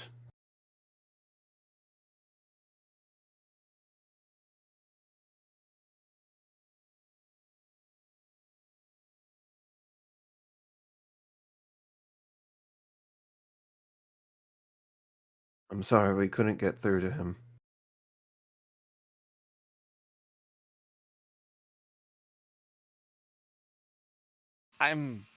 I'm not ready to talk about it yet, but I'll still say thank you. Even so.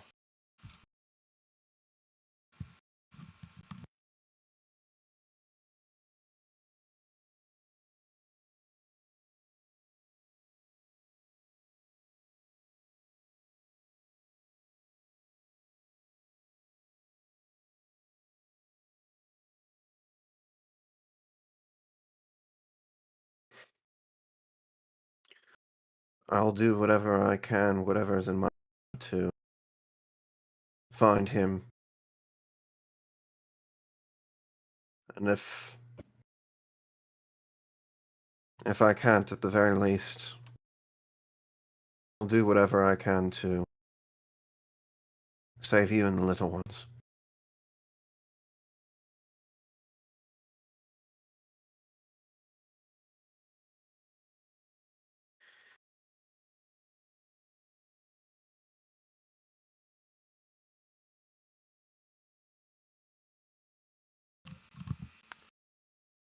She will nod at that, and at which point will kind of turn like a not wishing to continue on the topic kind of way. Like she definitely appears to have been thankful for your statement, but is not in a place to specifically talk about it. Hmm.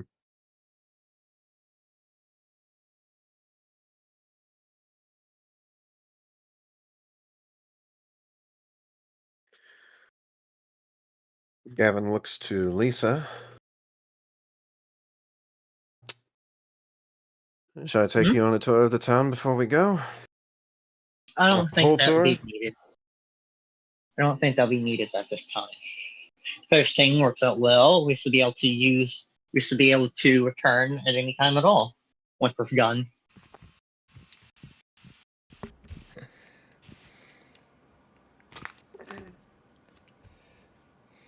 Shall we go now, catch them by surprise, or shall we stick to what we said earlier? Let's return now.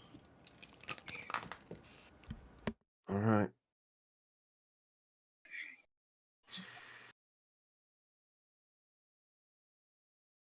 Gavin will go back to Kitty one last time to say goodbye for now, and then start heading out back to the teleportation circle. But Lisa is going to follow, however, once he gets into the room with Kitty. She's going to pause for a moment and look over to Kitty and say pretty softly, "May Lady Alfruris watch over you, and may Mistress Iresta protect your love." And then continue on her way. She smiles appreciatively and nods.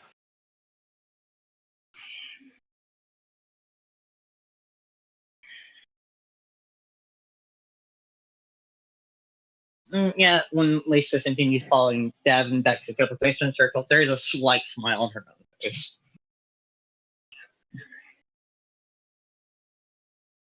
You seem a bit cheery. Oh, well, of course. I'm always happy to wish blessings upon those who deserve it. All right, we're going to curtail anything else here, and we'll bring in the rest of the party. So, fellas, what is your official game plan as for how to actually do the battle? We're doing this one out of character, just to real quick keep us rolling. All right, since we are pretty late into session time. What has happened to Barrick? Where is he? It was said that wouldn't be an hour, and that was the most optimistic possible time calculatable. So, more than likely, other events have prevented anything from happening that will permit Barrick to be with us. I mean, character. So character-wise, Barrick has been pulled aside for family duties. Basically, like, we need Barrick to consult on some things, especially for the fact that he has been, gone from, the house. There we go. For a bit. It's effectively like, we needed him to consult on some things. He's been gone for several years, and there's events in the Rune Shaper family that he needs to be more officially caught up on. Not to mention a lot of the business that's been happening in the city does have to do with our family and the royals, so we need every Rune Shaper on board.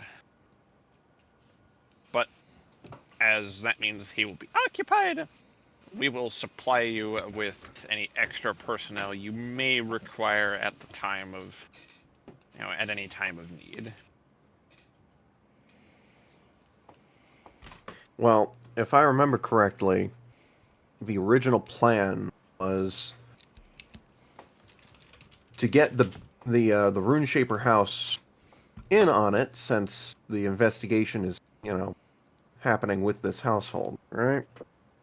And to have essentially the guard, the royal guard, all of them come in for questioning, and then with the whole fucking household behind our backs, we essentially corner and pounce on Mr. Murphy. Okay, mute check for everybody. Hi. Excellent. Yo. So, what's your guys' thought on that plan? Any additions, subtractions, comments? I'm gonna be entirely honest, just 100% real here. For the past 40 or so minutes, I've been completely zoned out and not really paying attention to a whole lot.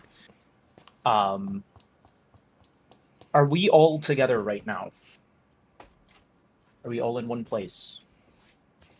Yes, I think so. All of us besides Barrack. Yeah. Mm-hmm. I would also like to say that Mara has given Lisa the pauldrons and Zerzin the WD-40, and then probably left the fucking beard grooming kit in Barrack's room.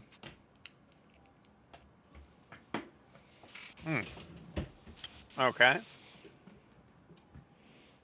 So yeah, you guys got those now. Neat. Very kind of Mara to go out of her way. Yes, that is a very reasonable question. Yeah. The mods that you asked about would have been able to be built. You can just ask a question like that here. Though I appreciate placing it into text to make sure that I see it. Fair enough, I suppose. I guess you guys would all notice. You guys would all notice that the Colossus, at this point, the hands, there have been some modifications made to the hands. They look a little bit different.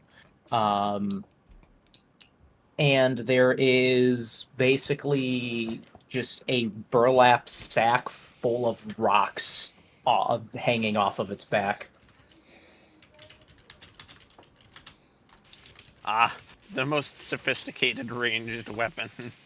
Bag of throwing stones. I have If it ain't fixed, the don't greatest. break it. I have the greatest weapon ever invented. Rock. Rock and stone. Rock and stone, brother. But, Gonna build fucking Garignac over here. Alright. Anything else? Because, yeah, even if as I haven't got a battle map properly prepared, we might as well at least start the confrontation while we're here. Are you all cool with that? I will simply inform everyone, I guess just for the sake of planning, that one, the modifications made to the Colossus now give me the ability to cast Thunderclap, even though that's not a cantrip that I quote-unquote learned. And I have this blowgun with sleeping poison, so if we are trying to take this dude down alive and capture him, assuming I can get close enough to use it, that's also an option that we have.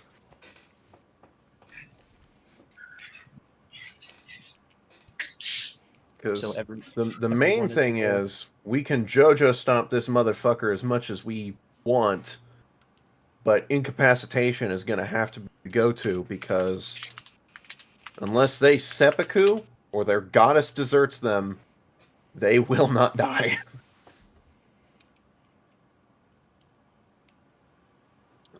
So then the plan is just to, right now anyway, the plan is just to capture him. And then we figure the rest out after that. Yeah. That works for me. But in order to make sure that, the whole of the Royal Guard doesn't immediately rip into, we have to get him to out himself.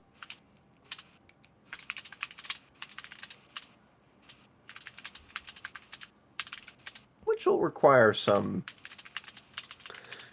verbal abuse.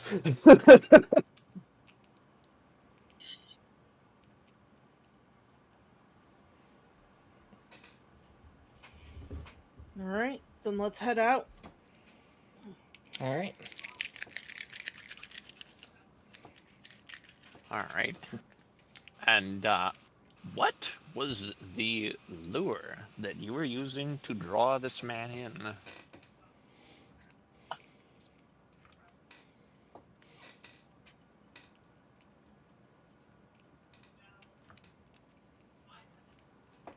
Well, again, we were gonna have the whole of the Royal Guard, given the circumstances, come in for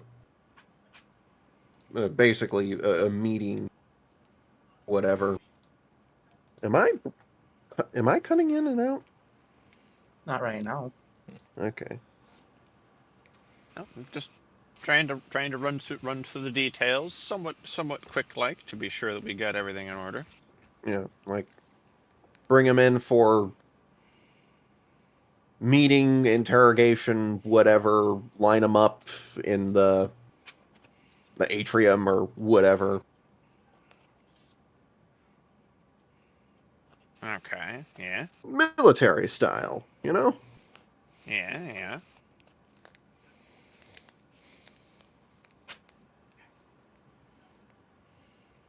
Due to the disappearance of the king at the moment, Indeed. all will be called forward. The squeak. And the first things first would be inspection.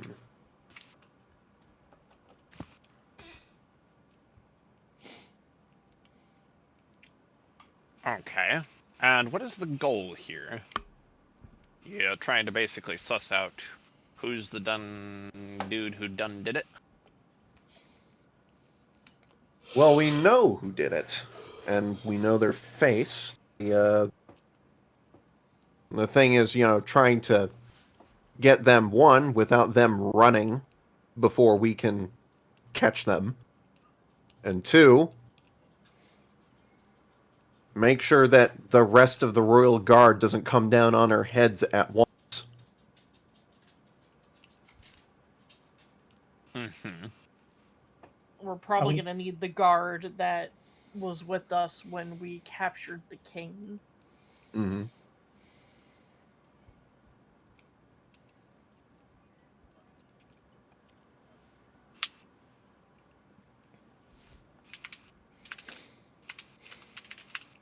Okay. I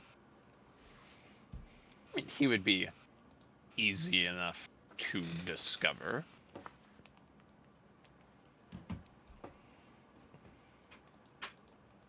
I mean, he was a relatively important character or guard person, so Captain of the Guard. I don't think he was captain of the guard. No. I believe that is correct that he was. Oh, really? Shit. Yep. I don't recall that. I thought he was just the princess's guard in. No. So, The the the one you're murderer was the looking princess's for. guard. Correct. Okay.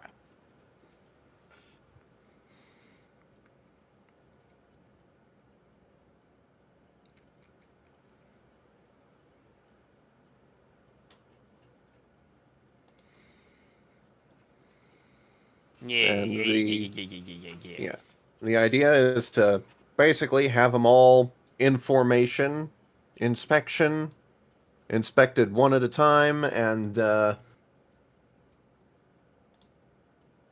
all the while, during inspection, of course, the inspector usually, says shit. The investigator usually says shit. The objective is to get motherfucking asshole break character. Okay.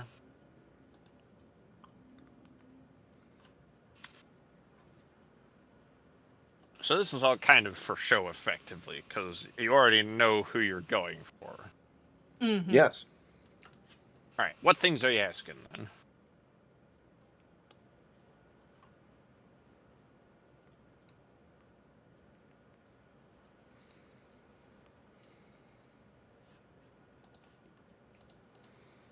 Again, this is a military-style inspection.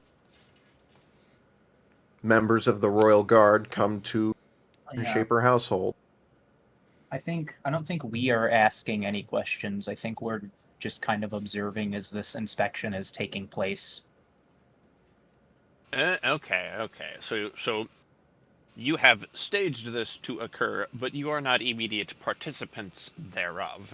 Yeah, Not- because I not mean we're unless not we have members to. of the guard, so it would be weird for some random people to be doing military inspections.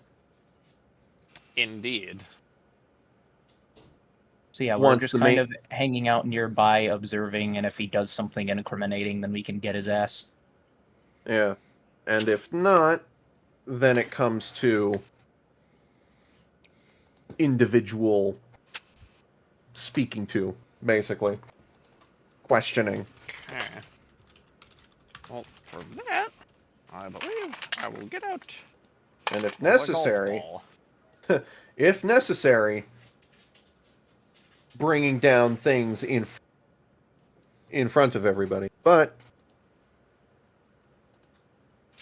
questioning is the main thing to go for here. Oh. What you got to ask, Cogs?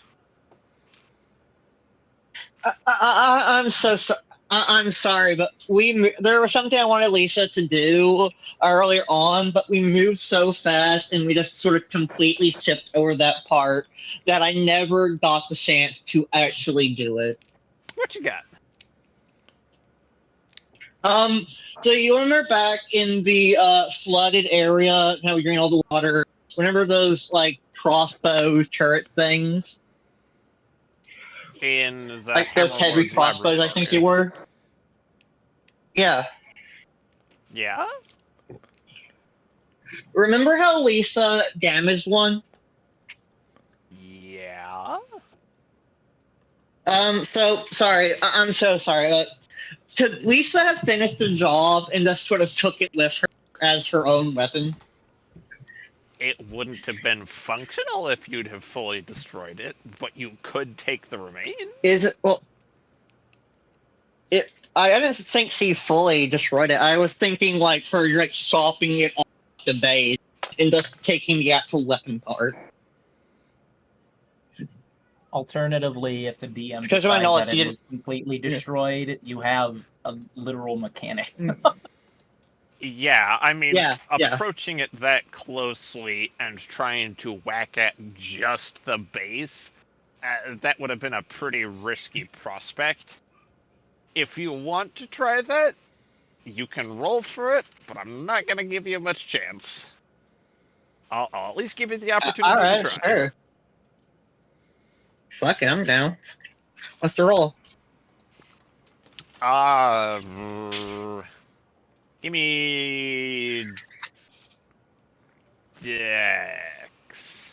Yeah. Dex? Dead, okay.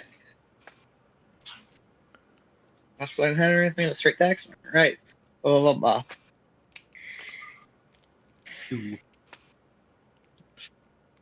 Ah! Fuck you, Drazen. You said Was 2 it and I get actually a 4. 2? That's, it was a 4 for a total of 7. Yeah, boy, it's rubble. Yeah, you do have it in your inventory, though. Well. Oh, yeah. Destroyed crossbow, awesome. So I have to ask Drazen for it later. Yup. Alright, here you go, fam. Alright. Whatever. Sorry. All good, all good. With that, ooh, almost dropped my golf ball. That would have been unfortunate.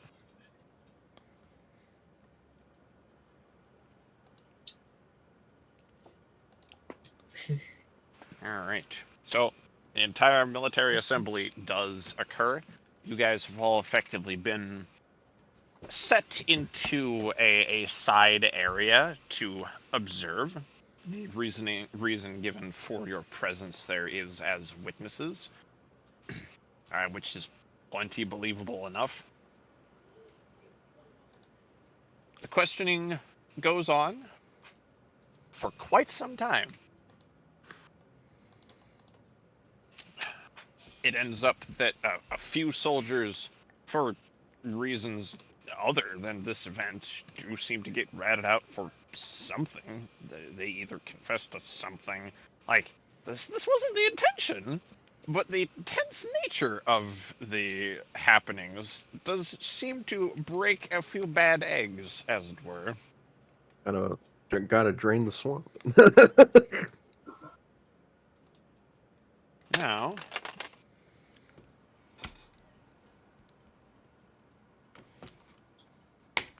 I shouldn't have rolled the golf ball. That does not stay still enough to actually be useful or easily readable. No, the golf ball is great. Never disrespect the golf ball. I mean, it's very fun, but for my particular room situation, it is not tremendously practical. So, Use a dice tray. It's fine. I don't have a proper. I just have my little like toolbox here to keep my dice in. Oh, I thought I gave you a dice tray at one point. I ate it. Nope. I'll have to fix that. All right. So I don't know about the others, but Gavin is watching very intently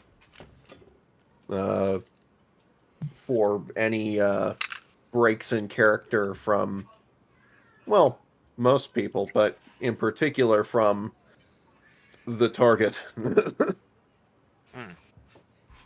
Speaking of, he is there, is he not? They are all dressed in full uniform, so, and you are stood at something of a distance, so you'd have to be paying attention to pick him out, especially amongst the many identically clad ranks.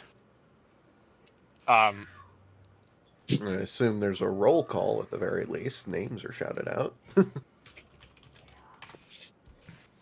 I mean, with such a gathered multitude, you call the entirety of the Royal Guards. There's some, like, 400 people here. Mm-hmm.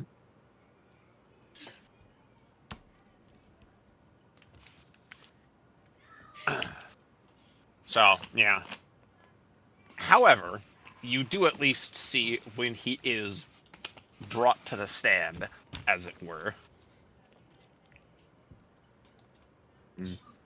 Questions are asked of him, and now this is unfortunate that Barrack is not here, as this is something that he would immediately be able to notice. What is the rest of y'all's passive perceptions? 15. Okay. Million. My passive perception is 16. I am watching very closely, intently. Any investigation rolls would be great. Passive perception is 10. My passive perception is a 16 as well. Mine is 17. There were a passive investigation. My passive investigation. Yeah. You see, Durson wears glasses. That's sort of passive perception of time. Very small, eyes big, see plenty. She's wearing goggles. It be like that. Don't look at me with them bug eyes. Alright. So, well, indeed, you guys are all watching intently, aside from a few like odd happenings. It is kind of easy for it all to blur together, hence why I am using passive perception rather than having you all roll for this.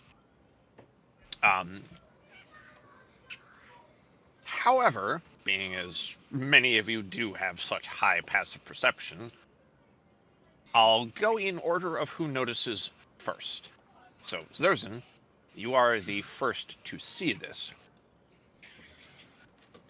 As our murderer comes to the stand and is thus questioned, you see something in his hand.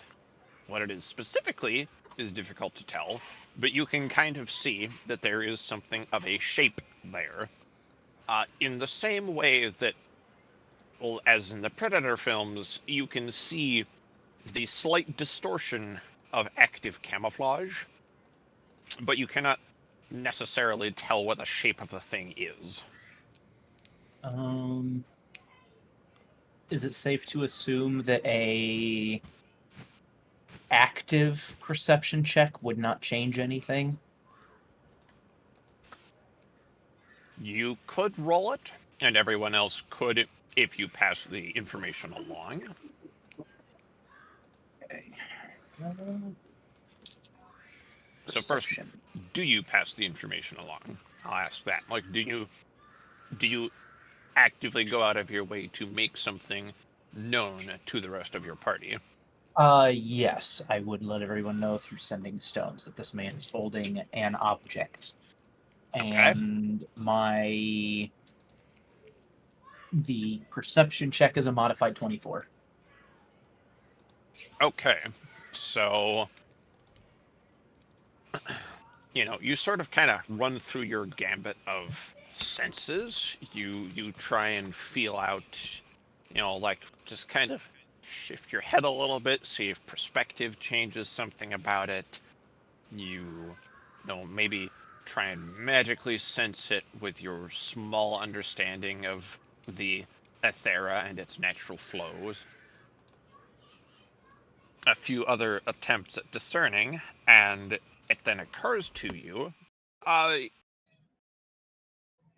Zerzan hadn't been there for the visitation with the head priest of the Lord Librarian, right? She wasn't there for that. I don't think so. I'm pretty sure she was out doing something else. Okay, because I know Lisa hadn't been there either, but Gavin. Mm-hmm. I rolled a 21 on an active perception with the information given. Okay, so yeah, Zers, you're effectively able to define that it is something dagger shaped, and it is something like bizarrely serrated, like impractically serrated for any purpose. That is one detail which immediately jumps out to you, which you may pass on to the party if you wish. Yeah, Gavin as well, you'd notice much the same. Lisa and Val, did you also make any checks?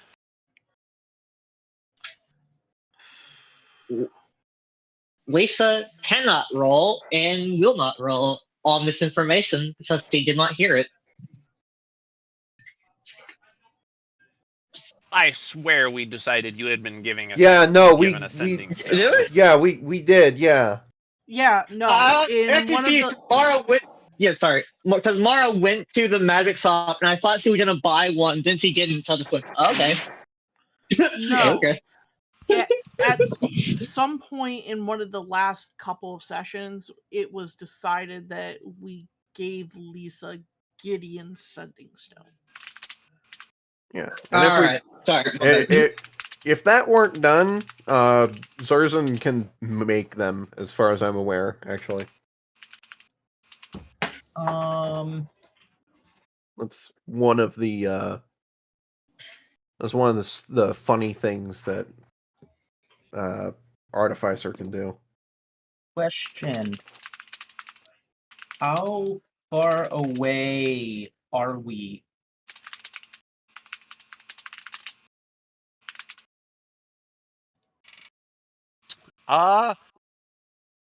Not immensely far. Like 60 feet? I mean, since there is no combat at play, you could reasonably cross the distance. Like, I'm not going to consider movement speed or anything.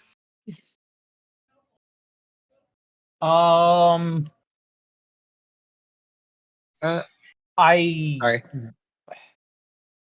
I mean, I will let everyone know that I see he has this dagger, but basically immediately after passing that information along, I'm going to sleeping dart this guy.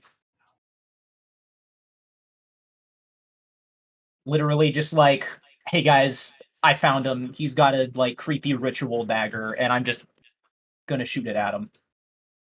If I have to get a little closer to make it more effective, because I know 60 feet for a blowgun is pretty wild. So I'll get Big closer if log. I have to. Oh, okay. You are gonna straight up sleeping dart this, bro? Yes. What? What you got?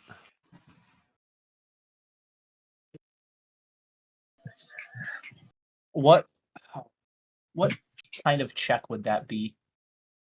I know Dank had asked for a weight. So what are you saying weight about? I didn't say wait. I want to, but he's. If he's just doing this outright, there's not much I can say or do. Okay. Because the.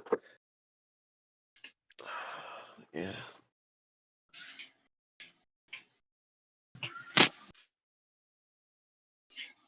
Okay.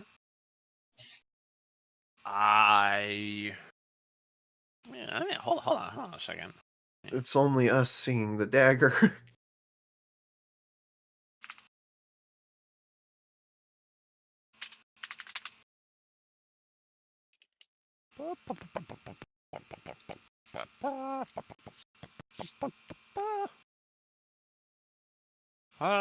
Spells and creatures.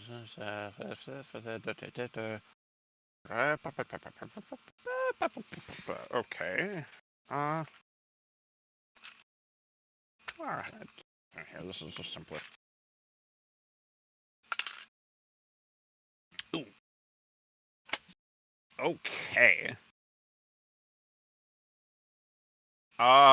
So, being as you have the luxury of not being paid attention to, as well as the element of surprise, I will not have you roll for that at all.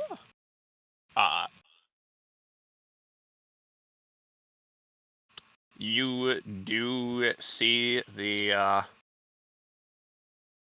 dart absolutely strike true, at which point a good 50 of the guards present do immediately draw their weapons.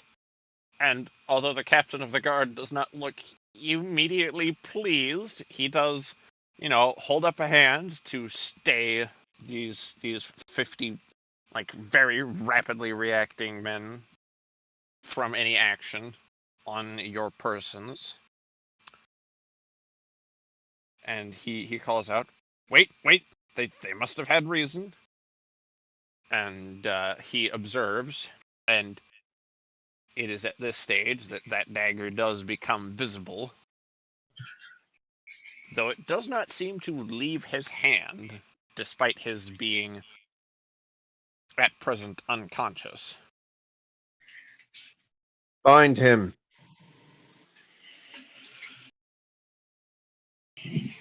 We have our That's the man. guy.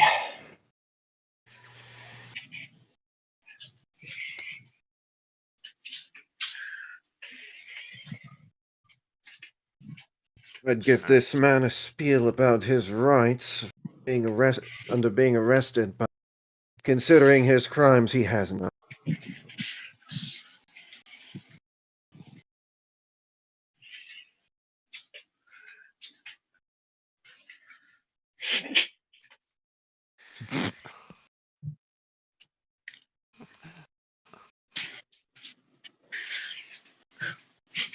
All right.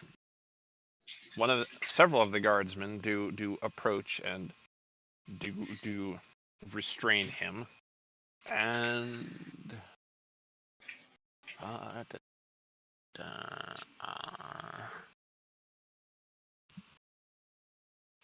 ascending order of their current duration only lasts 1 minute. So I mean, yeah, he pretty rapidly wakes up and immediately begins to struggle, and then upon realizing the predicament he's in, just seems to relax. Captain, have you an interrogation chamber? As far as where is this happening, Koga? In effectively like a large assembly hall of the fortress castle. Alrighty. Yeah.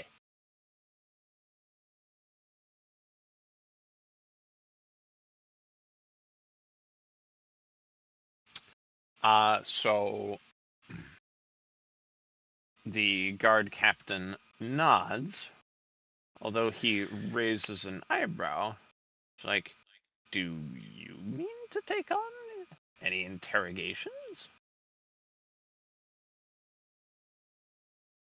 If you'll allow me, I can certainly lead the interrogation.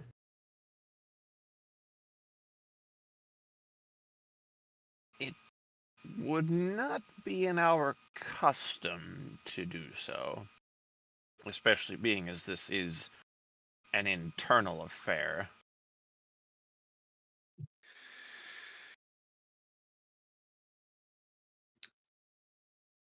I'll walk over one-on-one with the captain and whisper,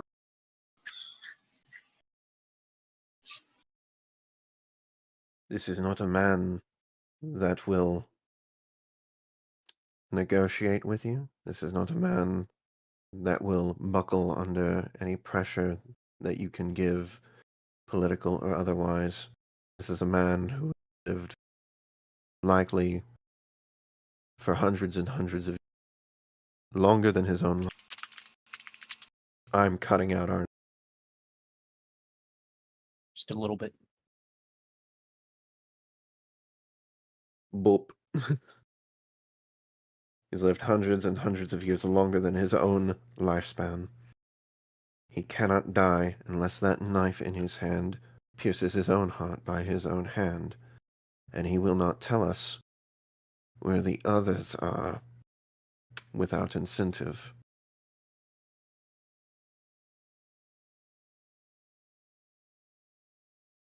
He nods, being be as frank we've with- found out to whom be he frank with- belongs, that makes Sorry, sense. go ahead.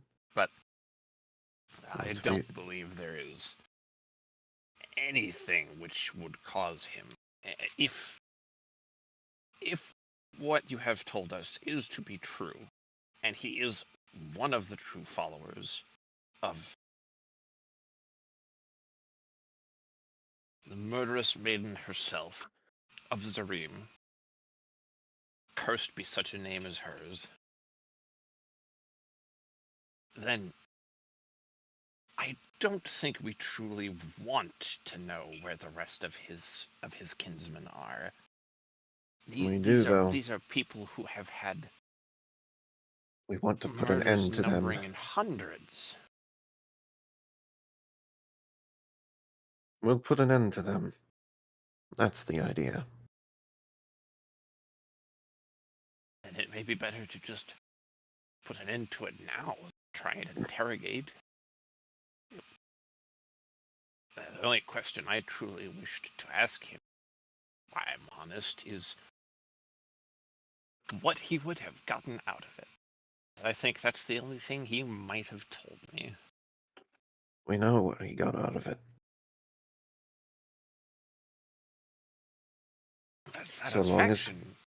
So long as he kills for his goddess, his life is extended. He's effectively immortal.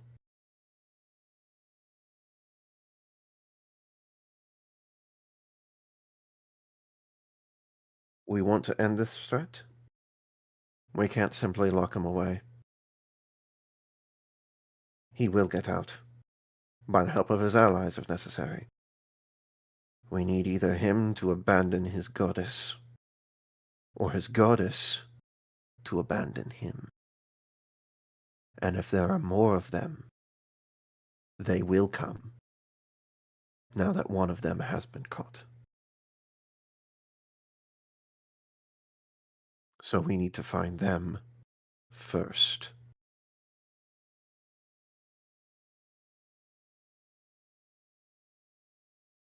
I will tell you this. We will end him. You may discuss that with your own party, but I have no intention of seeking out the only members that the goddess of murder would consider to be her faithful. That does not seem wise. Dwarven people have plenty enough to worry about as it is right now. Real quick, had Zerzan walked up? Huh? I had taken him aside and was whispering. I mean, absolutely, Zerzan could just have waltzed up. So, I mean, you're more than welcome to.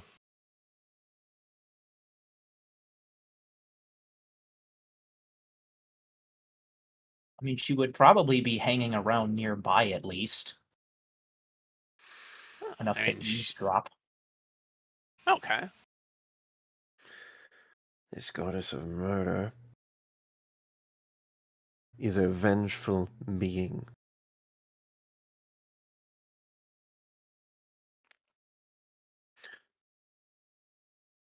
Taking this one after what she would consider her prey has been resurrected. They will not stop. You don't have to get involved if you don't want to. He holds up a hand and says, I must ask you to cease. My mind has been made, and I will repeat. Speak with your party, but I have no intention of making any further moves beyond this one man. That is fair.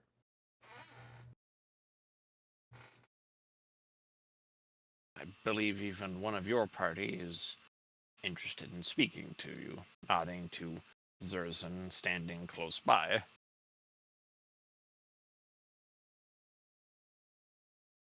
These people have been through enough. They have been through enough. We are not going to trouble them with this. If we feel like taking these cultists out is a big enough problem, then we'll do that on our own. I feel like our trouble with these people comes to an end with figuring out how to kill this man. We need to, once I this guy is completely dead, agree. we need to leave this place, let this kingdom heal. I need to I- find some rune shapers, and I need to ask them what we can do about this. There's no real way to just make a man kill himself. There has to be some other way. Zerzan, I agree with everything you've said. I wasn't intending on having the rest of the kingdom go after these people. Just us.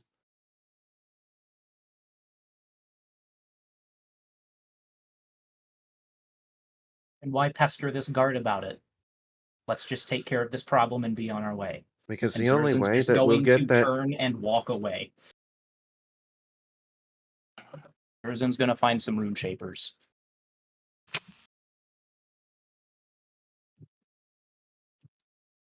Easy enough to find a member of their family present, being as they are one of the higher ranking families in the Dwarven Kingdoms.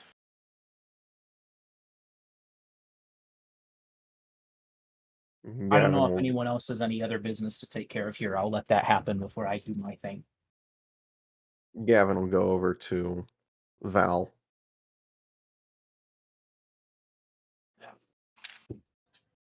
Val need to is standing there, Chilling.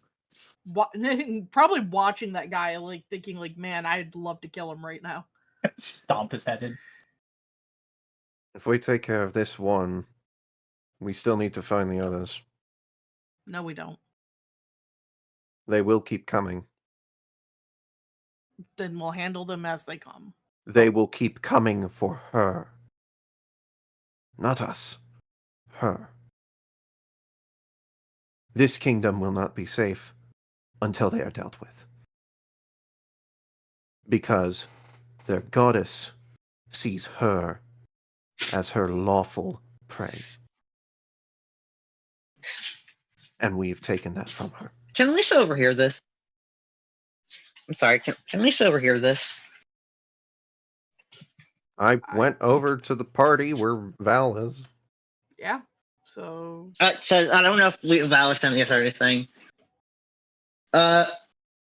Lisa can glance over and say pretty simply, and how do you know the will of the goddess? For a rare, she was killed, she died, she was successfully hunted, and even if she was resurrected, it ends there. The one who was targeting her has failed. Because she's a goddess of murder. Yes, and she What was was- already killed. And the sacrifice has been taken away. Yes, and the one put up to it has failed her.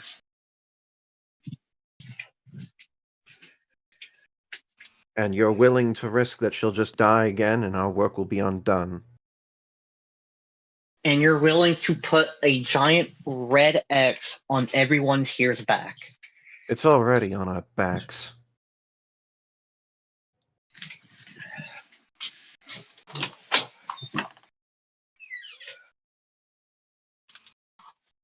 That's another thing, yeah. They'll certainly keep coming after us.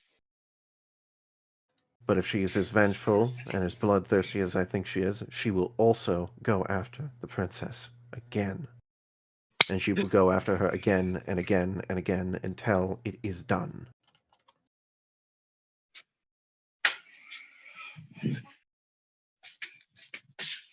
then let's give him something bigger Very well, to then. kill than a princess. Make the target as big on us so it's as small on her. Let them The kill a goddess of king. This is the goddess of murder. Yeah. Let them She'll murder a take king. she'll take whatever she thinks is hers. We can paint as big a target on us as we like. The target will still be on her. And right now, And I am that trying to target come up has with, no aim. I am currently trying to give it an aim. We can't cover all of our bases. Every time we try, we fail. Well, I'm not going to simply wait for them to come to us. And it's not something we can solve right now. Sure it is. You have a Even solution. You have a even an solution right now immortal that can be done right now. even an immortal responds to pain.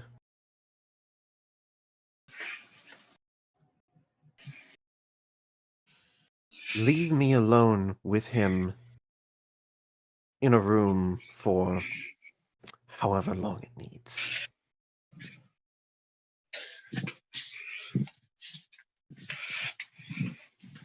I'll find out where their shrine, their temple is, and then we can blow it straight to hell.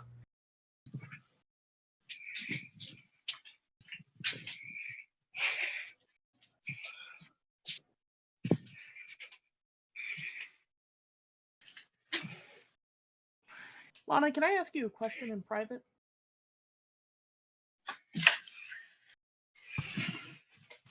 Certainly you may. Do you need me to be able to speak, or do you just wish to send it over text? Speaking would just be preferable. Very well. Do you need stream to be capable of hearing it, or do you just need me? Just you. Excellent.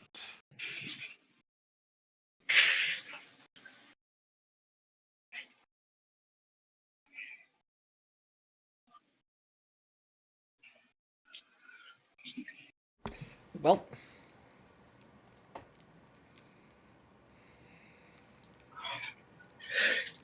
Yo, what's up, guys? Today we'll be summoning the evil blood goddess.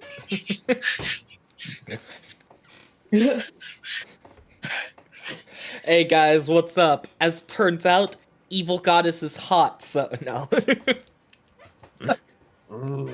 I swear. Hold up, guys. Maybe she's not that bad. Hold on, guys. Hear me out. An actual like bloodthirsty murder god. I can fix her.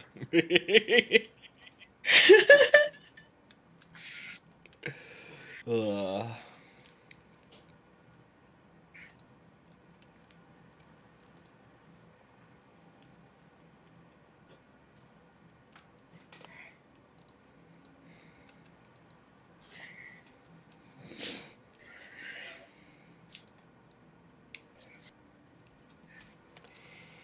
Uh,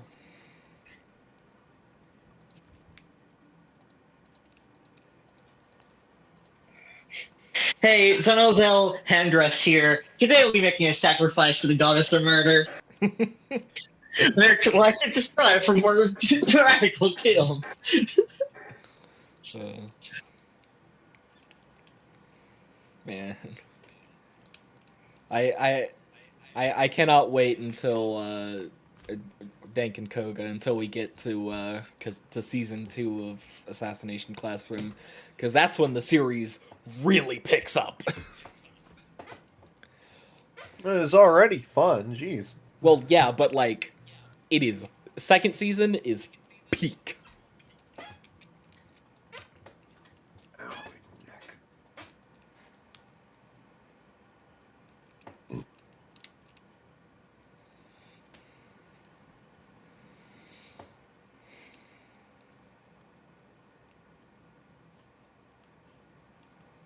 Aha.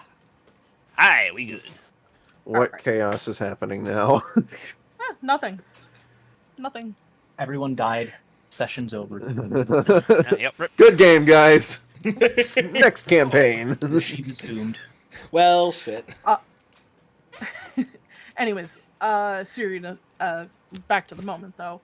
Val will look to Dr. Gavin, and he'll be like, "All right, try it your way. If you don't get answers in a reasonable amount of time, then we do it my way. What's your way in this case? I'm gonna convince him that I'm a way better target." All right.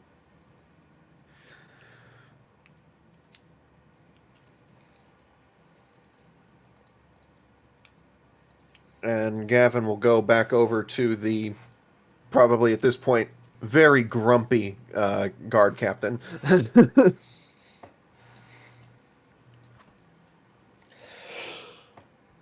We have discussed, sir. Your people will not be involved with what happens next. All I ask is a room with that man alone for however long I need.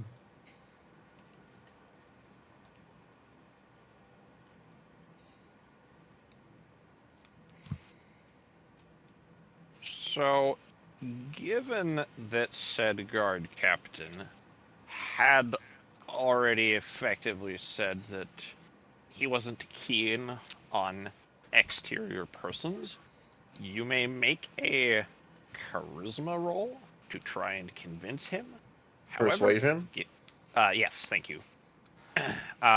However, given his less than gruntled disposition at present, it will be made at disadvantage.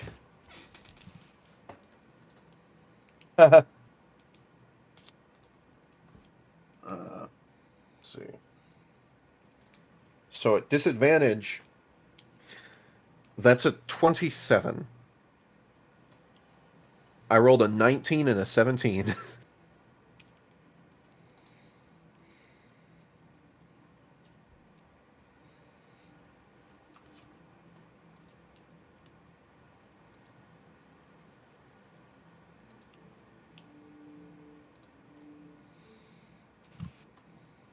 He scowls a little more. I am not inclined to trust you. So, you will have myself present, and there will be other guards in the room, and that is the best offer that I can give. You have proven to be of service to the kingdom. You have proven to assist with our unfortunate and private matter to do with Crown. So that is the best offer that I can give. It is that, or there will be no permission to speak to him at all. That is acceptable. I just hope you're able to bear sight to what I'm about to do to him.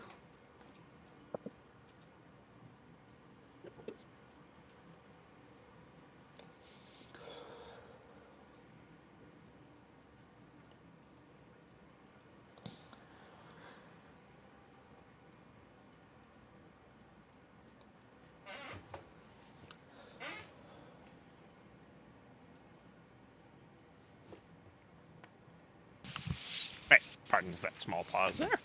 Mhm. He will then nod to 4 of the men that are effectively 2 are flanking either side of the murderer in question, and will bring him off to a side room. Gavin threw the sending stone to Val real quick. How long you thinking you're gonna give me here? I didn't set a time limit for a reason. Interesting. Alright. Thank you, my king. You may Don't want to disappoint me. cover your ears.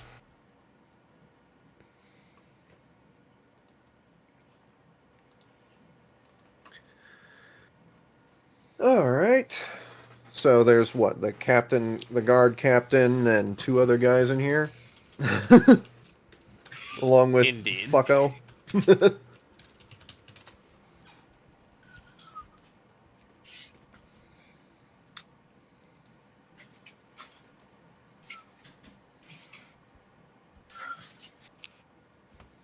Sir, never mind. What's up? I'm gonna have Lisa ask something of Val. Plus, I'm gonna have Lisa ask something of Val. I'm not sure if it's a good time if I just wait. I mean, go ahead and ask. Sir Val, you mentioned that the man is unkillable unless he kills himself or he abandons the teaching of his goddess.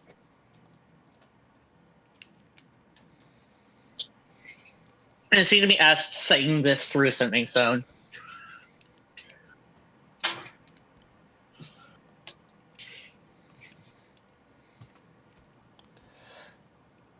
Val, you check.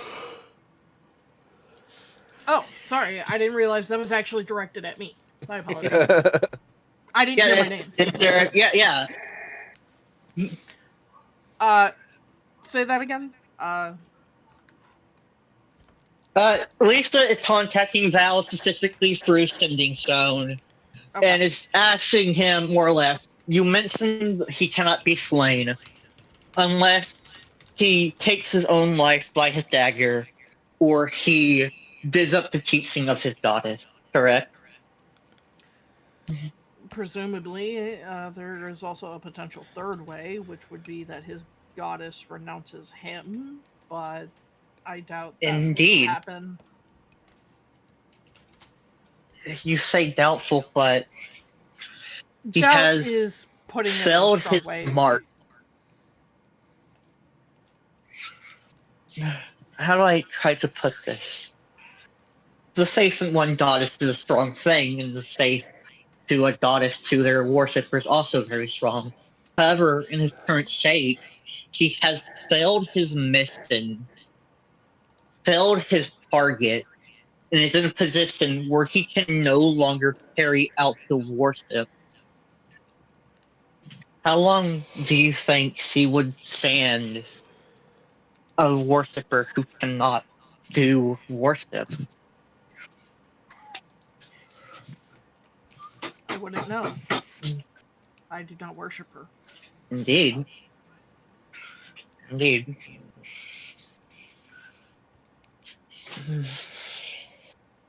He's sort of thinking for a moment. Can we sort of roll religion to see how often you usually have to worship a deity to continue getting their support? Like how often, how frequent?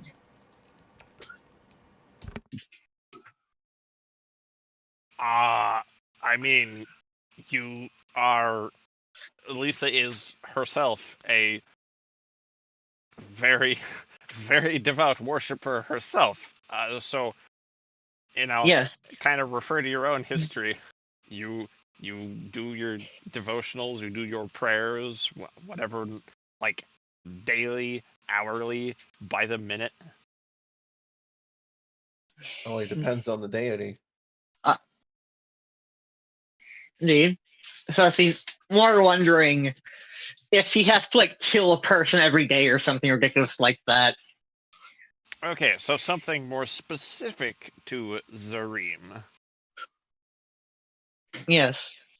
Yeah, go ahead and roll it. All right.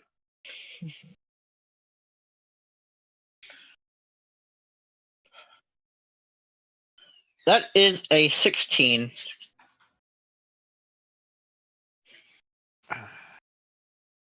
You only know of this as rumor, legend. It is at least thought that her followers, which up until now were functionally considered myth, certainly to yourself they would have been considered myth,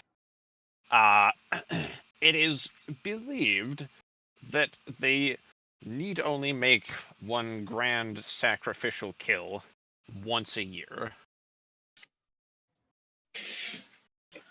And again, heavy emphasis on myth.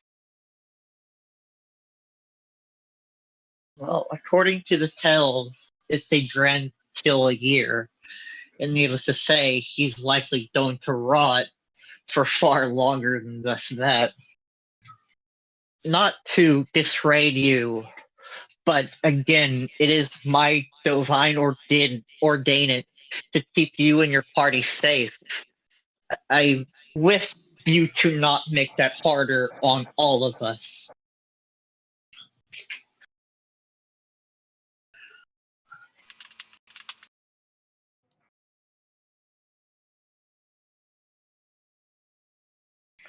I will do what needs to be done.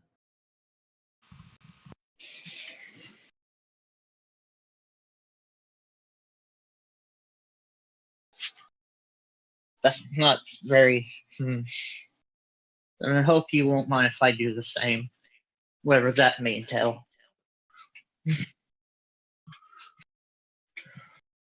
Val simply just nods his head in acknowledgement.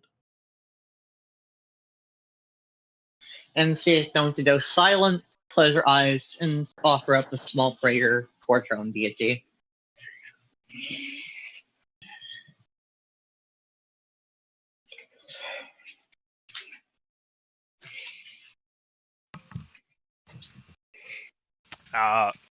Anything particular? Or just sort of something generic? I'm sending it to you. Okay. I'm sending you. Yeah. Alrighty.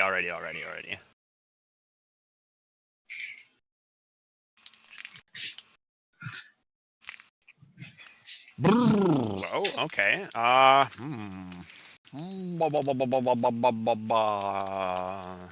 Also curse you for getting the phrase Baba Booey in my head. Baboomba. Yes. Thank you, Koga. Thank you. Now for that, you will be rolling religion for said person searching. Okay, let me make sure that I have their everything. All right. Blah, blah, blah, blah, blah, blah, blah, blah, blah, blah. Somewhere around here. Mm-hmm.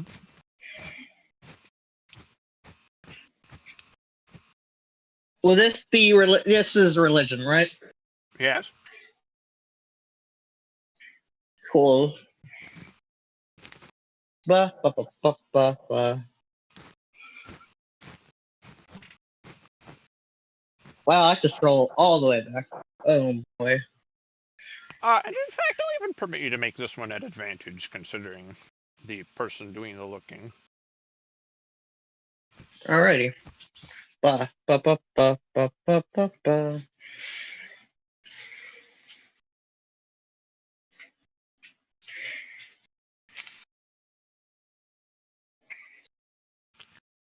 Oh, they have the exact same religion. Alright. That was used pointless. Not Alright. necessarily. Mm. Whew. That is a 23. Dang. It's a good roll. Okay. Yep. Okay. I will type out the answer to you. Actually, no, wait. I have a better idea. Mara Cogs getting whispers. Oh, Oh boy. hello. Ahoy! You are needed because stream want to be in on this one. All right.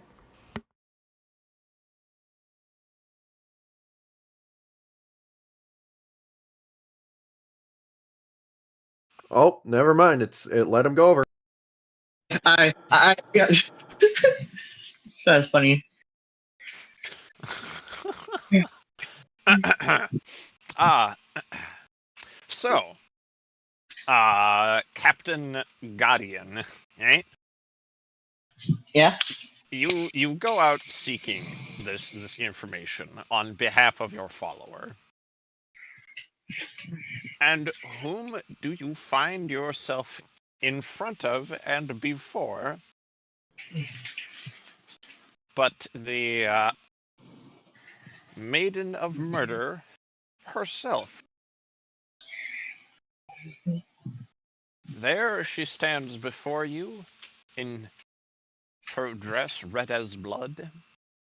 There she stands with the open wounds on each wrist. There she stands with the look of death and a storm of blood in her eyes, a smile manic enough to make any killer fall on their knees in very, very near sexual level devotion to her. She then leans in. And what would you have to ask of me, new and coming god? What would you desire to know of me? And My what lady. would... Go. Sorry, go ahead and finish that. Oh, no, she stopped at that. She's willing to let you interrupt. My lady Zerum, my follower, beseeches me for more information, and I wondered who better than from the source. We're in quite the predicament, it seems.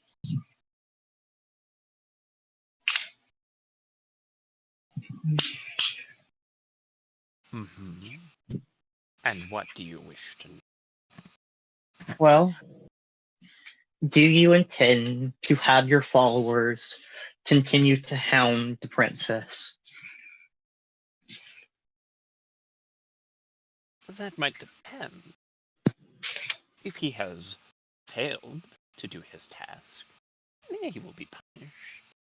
If he has succeeded, then he will be rewarded. In the end, he is still one of my faithfuls. I should just like to have him back. In here, but I'm sure that a creature such a goddess such as you has not escaped her notice that failure and success has intertwined in this scenario. Indeed. And what do you imply? I want to know if the princess will continue to be hunted by the assassins, by your faithful.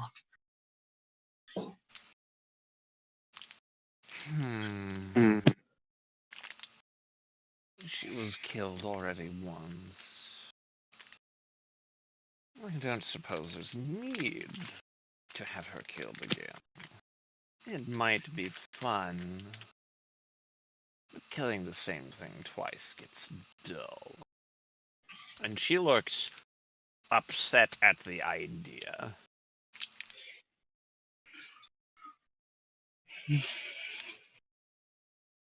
The party, my faithful.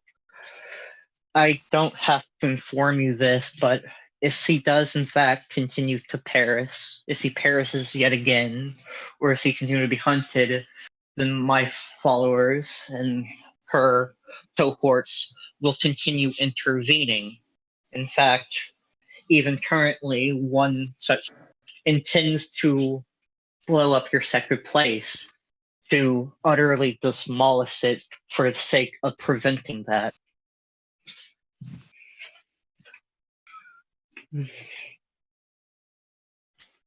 She bellows out a laugh which echoes, a laugh which pierces, a laugh that would make the Joker himself blush with glee. It is a joke which even causes you, a deity yourself, psychic damage, however small it may be, which is 3 points, as it happens. All right.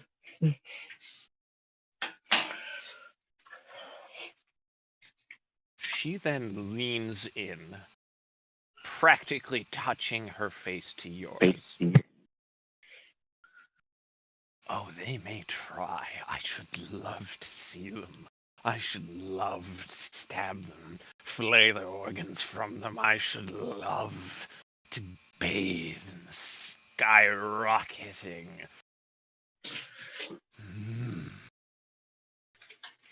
gushing geysers of blood.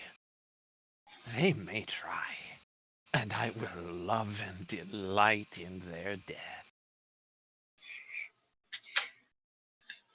Gideon simply reaches up, grabs her shoulder, and stands himself. Indeed. And that is the problem.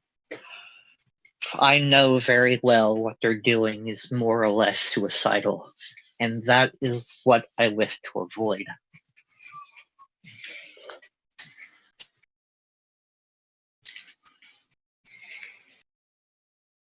And what do you propose?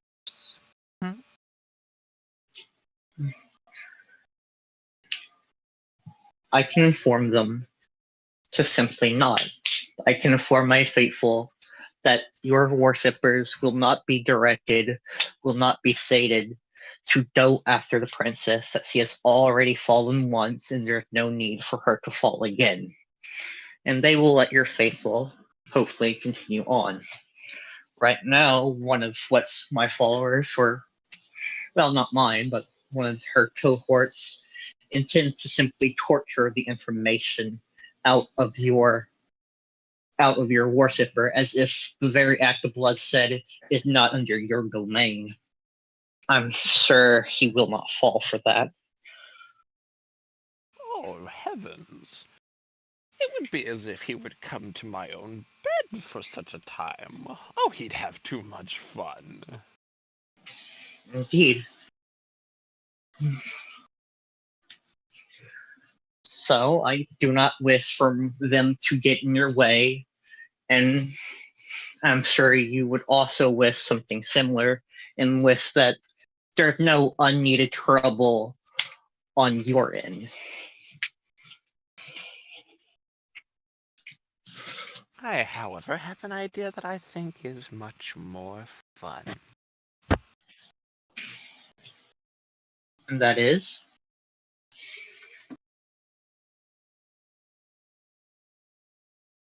Kill him in one-on-one combat. If the party of your faithful wins, I will forget anything to do with the Dwarven Kingdom, and I shan't touch them. For, what say you to the next 500 years? If they lose, I may drink of the bloodshed of the entirety of their kingdom.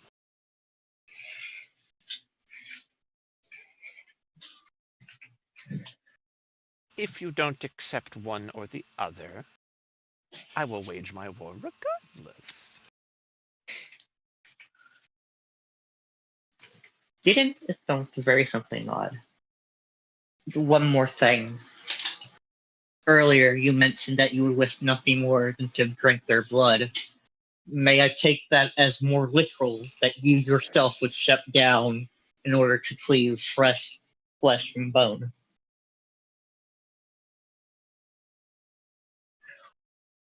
All she does is smile a touch wide.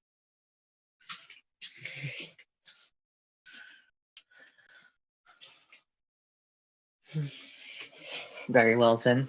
I accept your deal, and I trust my faithful to carry this message. You had better. It's quite a message to take.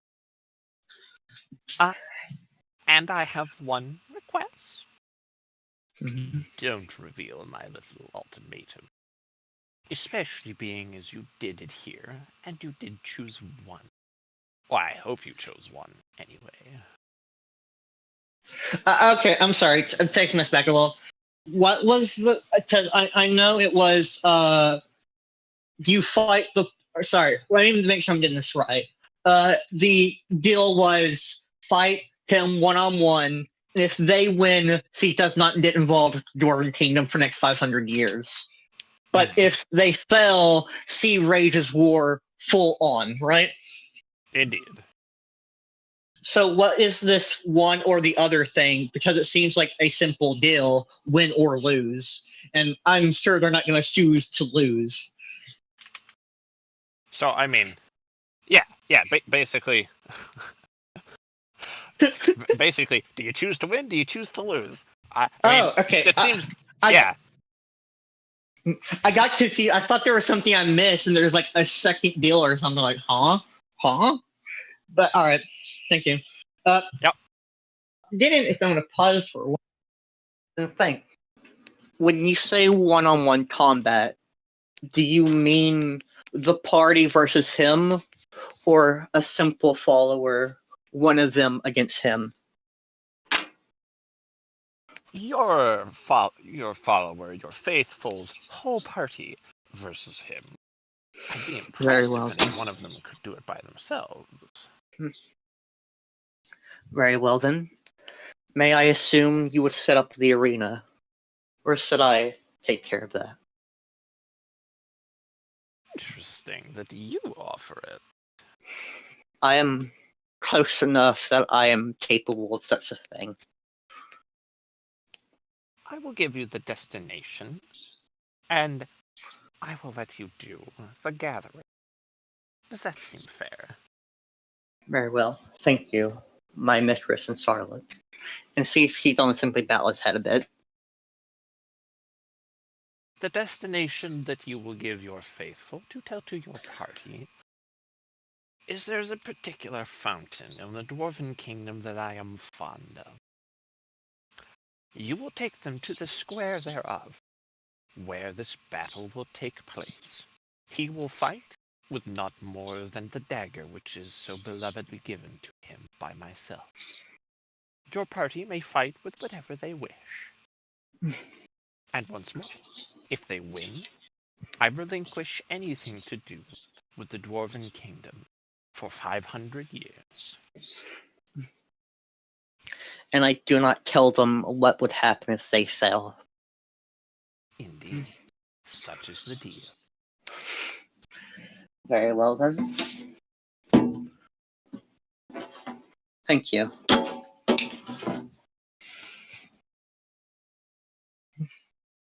And here, she takes a scroll and hands it, and she dips a quill into one of these open wounds upon her wrists, and with the flowing blood thereof, she scribes this onto the parchment, the nature of the deal, so that they may be sure to believe your follower that you and I have made an agreement. Very well then. Thank you. I do hope you don't mind me saying that I wish my party all the best. Of course. Anything less. And I would have to think very little of you as aligning with the very few neutral gods. Of course, I dare not place myself along the good, yet I feel like I do not belong with the evil. Dealing with both is perhaps my place.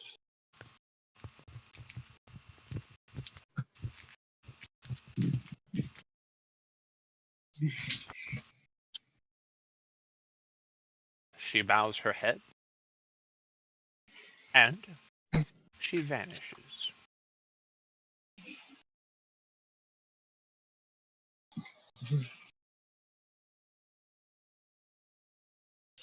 All right. And it is at such time that unless you had anything else you wished to state or ask, we will return to the main party. Yeah, I also smite Mara with full force. I'm kidding. Oh, dang.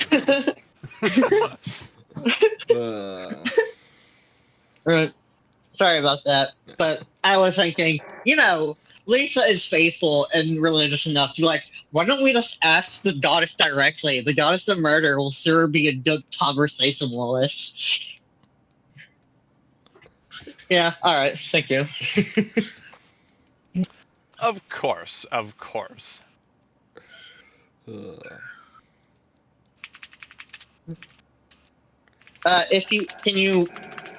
Are you gonna write down like everything in private, or should I? Because I got some of it, but not all of it, I think. I'll go ahead and I'll write it down in the notes for lazy tieflings. Right, because Lisa's going to give them information almost certainly. Splendid. Splendid. Alright.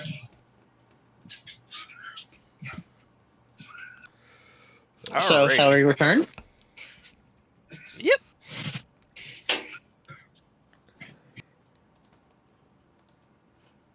There's also the interesting fact that quick regeneration would put off a lot of heat.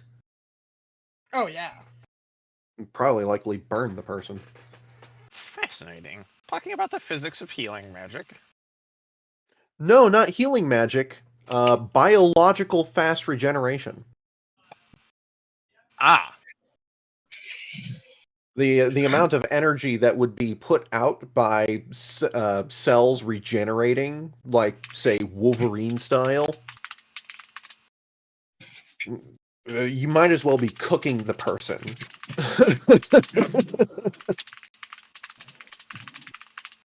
Lana, anything you would like to say before I have Lisa do her do? Okay. Or Lisa explodes. all of the party is still gathered in the effectively the big chamber in the fortress castle, right? I forget the word that I used for it. I thought Gavin had gone off with the guards and whatnot to begin the interrogation. Mm-hmm. Due to the nature of how Koga asked for the interruption, that wouldn't have occurred just yet. Like, you guys would likely be in the process of gearing up and getting on moving, so you'd still be kind of within visual and earshot. I would also just like to remind you guys of the time, so just keep that in mind. Yeah, this will be the last thing for today's session, but it is an important factor to establish. Yeah.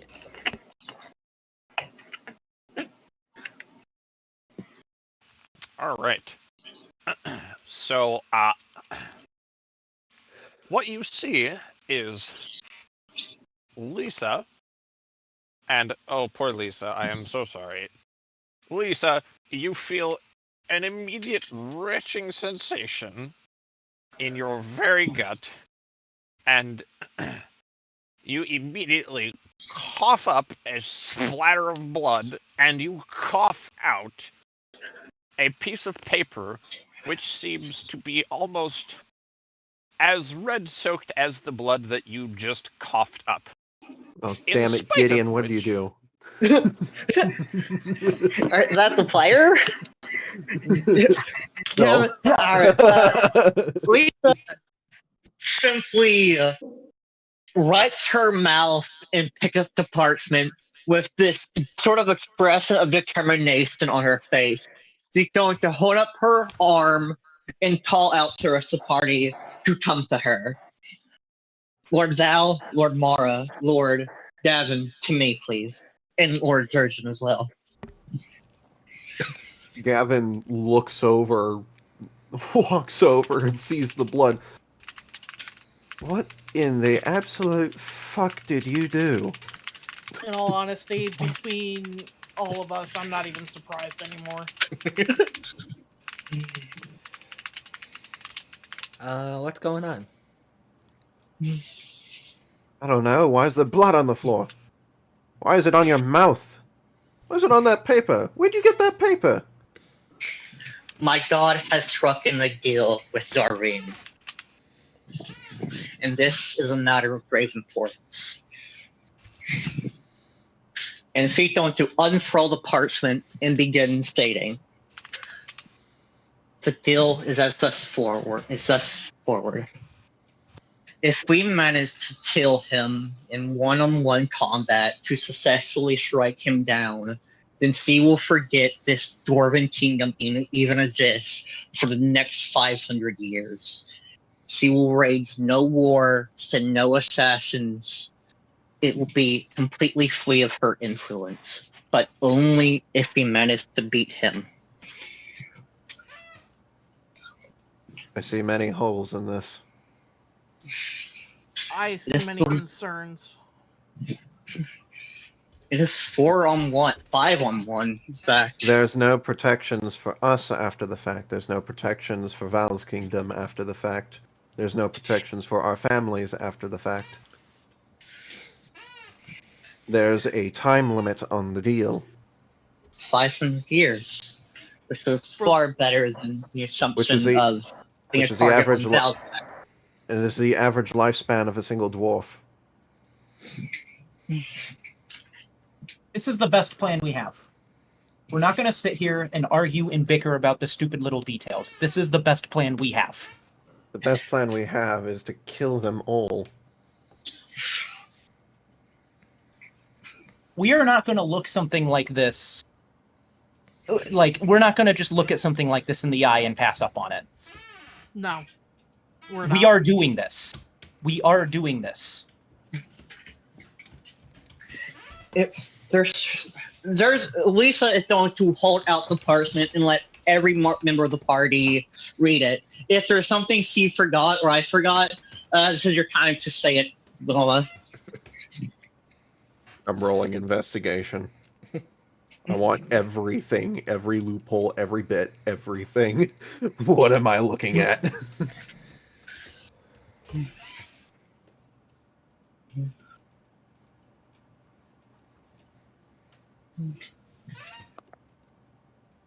Yeah, we're looking. You wouldn't really need to roll anything. It quite clearly states there will be no interaction with the Dwarven Kingdom in any capacity or facet. It will functionally not exist for her for these 500 years. It does not state that she will continue to pursue. It does not state that she will even remember any past aggressions to happen. It is quite clearly like whatever has happened or happens during that time, she will full on not care about it, never care about it. I mean, you are corrected that it does not state that she will attack any of you directly, but at least given what has occurred so far, especially in that he has not tried to attack any of you directly,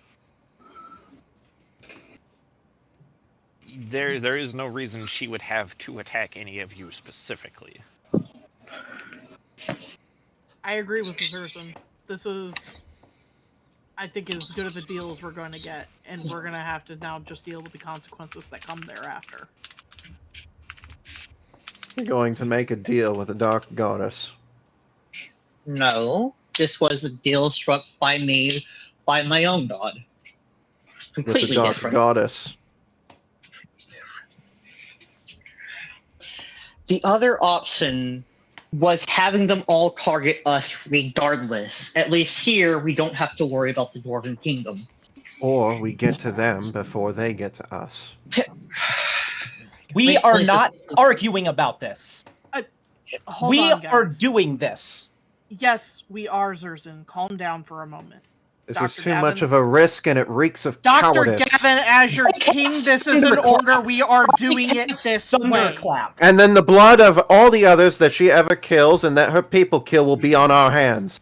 She's going to kill anyways. We might as well let one kingdom go. I cast Thunderclap in this confined space to cause a loud boom to get everyone to shut up. Listen, it is not about making a plan that works. It is about making the plan work. If we sit here and we debate over all the tiny little details, we're never going to get anywhere. We are never going to get anywhere. Everything we do, there's going to be some risk in. We have been given an in by a literal god to accomplish this goal. Any plan we come up with is going to be flawed. This is the best one we have right now.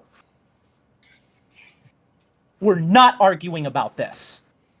It's already been done. The deal has already been struck.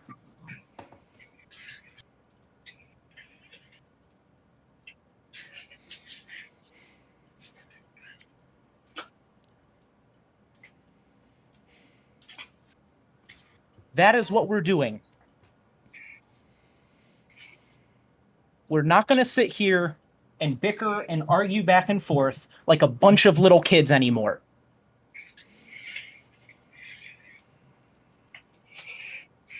Indeed, we just have to kill him. 5-on-1. And then pass it off to the next man.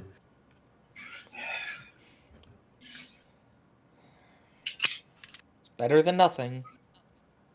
Is there a time frame on this of when the fight has to occur? If Lisa looks at the piece of parchment, it is not given a time frame specifically. As far as the wording is concerned, it seems that the party may choose to begin the fight whenever they please. Though, given the nature of the goddess at hand, it's probably best to not keep her waiting. We can start the fight whenever, so we have more than enough time to prepare ourselves to fight the worshipper of the actual god of murder. And, see, don't continue reading, it seems like he can only use his dagger. No other tricks, no other teamwork, thus him against us in everything we can bring to the table.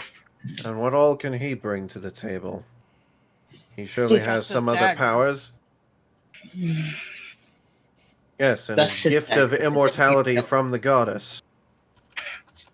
Which we plan to avoid regardless. We can slay him.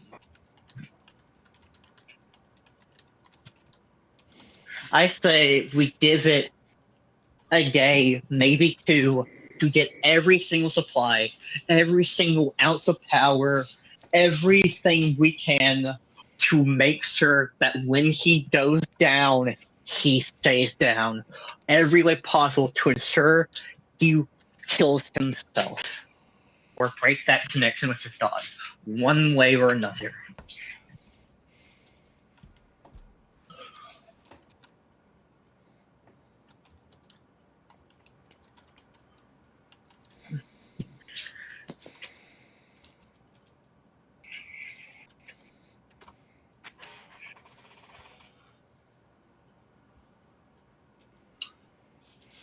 Then it's settled. Let's go prepare. Let's. I do apologize for striking with Dill or asking for this. I wanted information on this. I wasn't actually expecting him to strike a deal with her, but it seems this is our best bet. What happened, happened. What's done is done. The best we can do is take what we have and move forward with it. Indeed. Agreed. You're all cowards. And Gavin will walk away. Zerzan or Lisa, just let him go. Indeed. No, getting that mistaken and saying my name first was also pretty apt. I don't actually know which one of you sighed, so I thought it was Zerzan, but then I thought it was Lisa. Now I can see too, because I think both of us probably did. Well, I'm sure fine. both Zerzan, characters Lisa, would have done so. just let him go. I didn't actually, but like in my brain I did.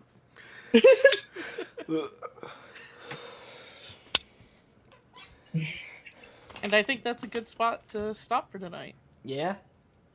We start next session preparing for a 1v1 or Mhm. 5v1. Yeah. 6v1 if Barrett can make it. Yeah. Indeed. All right. Well, I hope that you all enjoyed. As a reminder, we play theoretically every other Friday. Oh God! Although that has largely been borked as of recently. Yeah. We never claim to be super consistent about it, but Timely. we try. But yeah, theoretically every other Friday, 7 p.m. CST, 8 p.m. EST. Convert that to your time zone, whatever you need to do.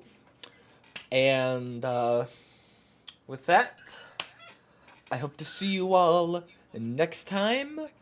Oh, goodbye.